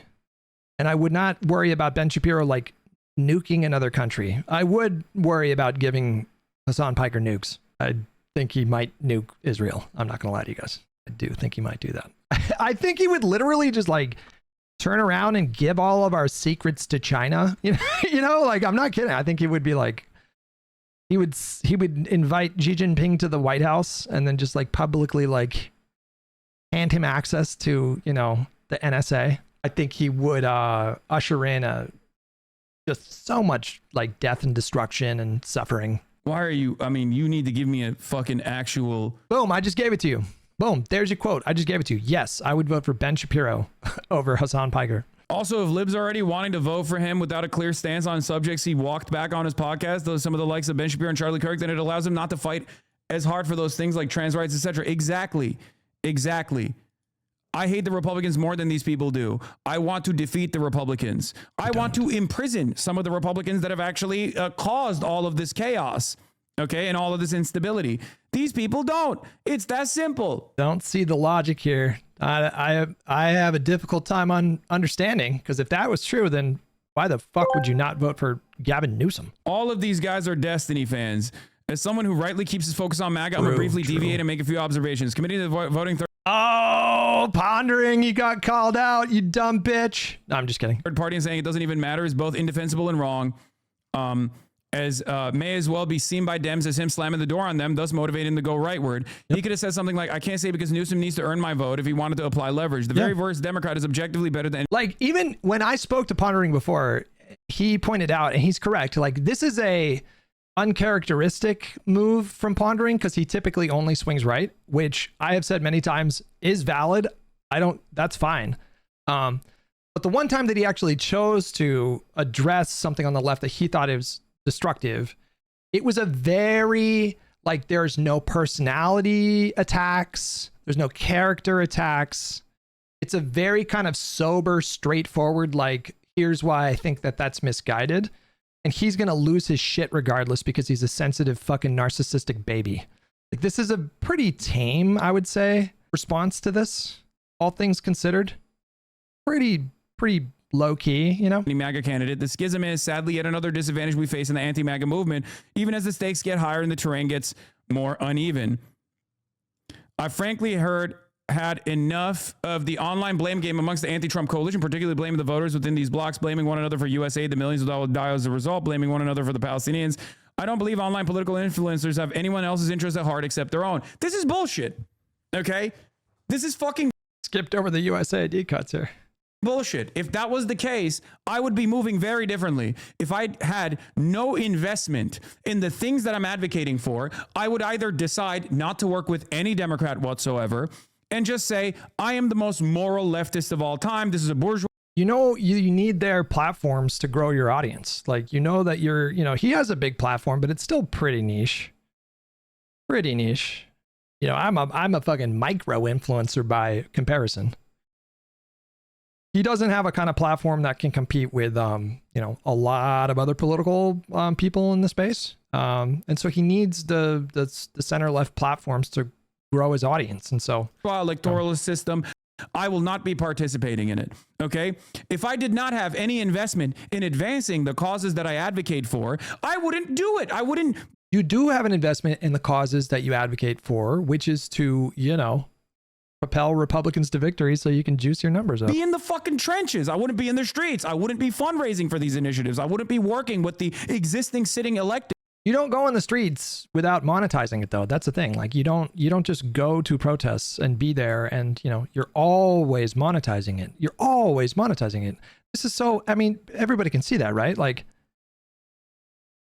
he is always generating money for himself. Like, he can pretend like it's all altruistic and he's just in there, you know, to like do the work and be on the ground, but he's always got the money machine going. It's right now, to the best of my fucking ability. I wouldn't be trying to get people elected into positions of power if that was the case. So no, this kind of wishy-washy outsider bullshit where people go, oh, like this guy simply only cares about himself is fucking idiotic. Okay? I've been saying the same exact shit for the past 12 goddamn years. I've been doing the same exact shit for the past 12 goddamn years, and people still say he's grifting, he's grifting, he's grifting. I will give him that. He has been consistently idiotic for 12 years, it seems. My positions haven't changed. He does seem to be getting a little dumber. I will say that. He understood harm reduction in 2020. He did advise that people vote for Biden. Didn't do that with Kamala. Won't commit to doing that with Newsom. So he does seem to be de-evolving and getting dumber. By the way, Gavin Newsom will talk to Ben Shapiro, will talk to Charlie Kirk, will talk to anyone and everyone before he will talk to one of his fucking constituents who has voted for him, by the way. You know? Have now been dragged into this conversation, some drag, some run with, you know, flags waving, into the conversation. This notion of genocide. Yes. Yeah. I mean, look, Israel did not commit a genocide in Gaza. There is no standard by which Israel committed a genocide in Gaza, just on a factual level. Just as a legal and factual level. Yes. Yeah. What is your opinion of this? My opinion is, I understand the tendency for people to make that, to assert that. Why? On the basis of the images and the proportionality as it relates doesn't to mean genocide. No. And by the way, I agree with you. And international and proportionality doesn't mean that if you kill my child and I then kill 7 criminals, the subtext here, and he's not coming out and saying it, but the subtext here is that Gavin Newsom is accusing Israel of committing war crimes. If you violate the principle of proportionality, that's a war crime. You know, he doesn't want to come out and say that. Maybe he thinks maybe I'll have to negotiate with these people at some point. So maybe I don't want to use like that kind of direct language, but that's what he's saying. You know, he's saying, I agree. Maybe the legal language of genocide doesn't apply, but, you know, they are not respecting international law is essentially what he's saying. But that is not enough for these people. And so that to them is genocide apologia and tacit genocide approval, actually. Actually, you know what? Gavin Newsom wants to murder every Palestinian in Gaza. Like that's their train of thought. They go straight from that to that. Been disproportionate. I'm not disagreeing with you, but I think but I understand that tendency on the basis of trying to reconcile the proportionate nature of how the war was ultimately conducted and the devastation. I have a question. Why do you? I don't disagree with you on Israel committing a genocide. To fucking Ben Shapiro, this is your boy. This is the guy you want. I watched that entire episode for an hour and 45 minutes, and he spent like 90% pushing back against this delusional pro-MAGA, pro-Trump nonsense. And he was also friendly with Ben and was pretty cordial, which honestly is probably the correct strategy. To be honest, it's probably the correct campaign electoral strategy to not go scorched earth on someone like Ben Shapiro. But it's not like he did not push back very assertively throughout that entire conversation. But they only understand these kinds of moments through very brief Twitter clips. They will never watch like the entire conversation they had. They see a 30-second clip. They don't even get curious, you know? Get curious, man. What's an hour and 45 minutes? You can't spare an hour and 45 minutes when you're fucking working out or taking a walk. Put it on 2 times speed. Bing, bong, boom. That's 50 minutes, right? That's a 50-minute view. You can get through it. It might be kind of hard with Ben Shapiro on 2 times, but yeah. This is your candidate. Get the fuck out of here. Why do you feel the need to create a permission structure for that sort of stuff? I mean, meaning it's not true. Yeah. Why not just say it's not true? Yeah, look, I don't know the definition, or I don't know the legal. What is this? Thanks. That was what Bernie said that for like over a year, by the way. Bernie said that for like over a year, by the way. A-Tract with $5. Taking the size of their sphere into account, do you think the progressive movement would fare better without Hasan? More productive? Yeah, I do. I think he's a moron. I think he's an idiot. I think he sets a horrible example for them. I think he's thought terminating. I think he's running a fucking cult of personality over there. Has nothing to do with like good electoral strategy and everything to do with him, me. They're trying to tear me down. Me. He's a fucking clown. He's a narcissist. He's Trump. He's Donald fucking Trump. Yes, they would be better if they took notes from Mamdani. There you go. You got a new guy, and he's exciting, and he's on the come up, and his popularity is rising, and he's savvy, and he's handsome, and he seems to be very smart, and he's got a policy agenda that aligns with their goals. Follow Mamdani, for Christ's sakes. That guy is showing you how to like do the fucking thing. He is showing you how to fucking serve him, literally serve him like a fucking dog on social. Go get more likes. Can't believe my fucking lefty friends are not fucking defending me more on fucking Twitter and TikTok, while the fucking liberals are getting fucking more likes than me. It's pathetic. How could he be a healthy contribution to any political movement if it's all about him? Here's Hutch saying he would vote for Ben Shapiro over you. Shapiro versus Hasan. I mean, like, see, the thing that you have to remember is that with Hasan, I think Ben's foreign policy would be so bad, and at the same time, I think Hasan's foreign policy would be like an extinction level event for the world. literally, like beyond bad. It would be. He would fucking literally be like, "Hey, China, take a look at this dossier we have." He would literally share intelligence with China. He would probably militarily invade Israel. He might even like nuke Israel, or at the very least Moab Israel. What other countries could he possibly invade? It'd probably just be Israel. Taiwan for sure. He would be like, "Hey, do you need help with Taiwan? Because I got you." I think he would destabilize the entire world. I think if the country ever elected Hasan Piker to be president of the United States, it would lead to World War III and the extinction of the human race. Not a joke. I'm not kidding. I mean that. I really mean that. If you gave Hasan control of the most powerful military the world has ever known, I don't like. I think like the implication. Why do we care about what this guy has to say? He has no emotion. He doesn't. The reason why we're talking about this is because this is the type of shit that these guys are talking about on that side. True. Of the bargain. Okay. This no is motion. The vote. He did the rice gum. Irrelevant. He's like irrelevant. Blue no matter who. This is the fuck Hasan contingency of the vote blue no matter who that says, actually, I'll vote red over Hasan. You know, you're not blue. You're a fucking Marxist-Leninist idiot. What the fuck? You're not blue. You're red. You're red. You're literally red. That's your political color. You're red. You got a little red book and everything, you fucking idiot. The sex pest, and he literally said he'd vote for Adolf Hitler before he would vote for me. Okay, that's well, you know. I mean, literally just like okay, literally just Minecraft me. I don't want either. I would Minecraft myself. I choose neither. I choose the sweet embrace of oblivion. That would be my choice. Swanee Bird with $2. Don't need motion when you go bald. I don't know what that means, but it sure sounds provocative.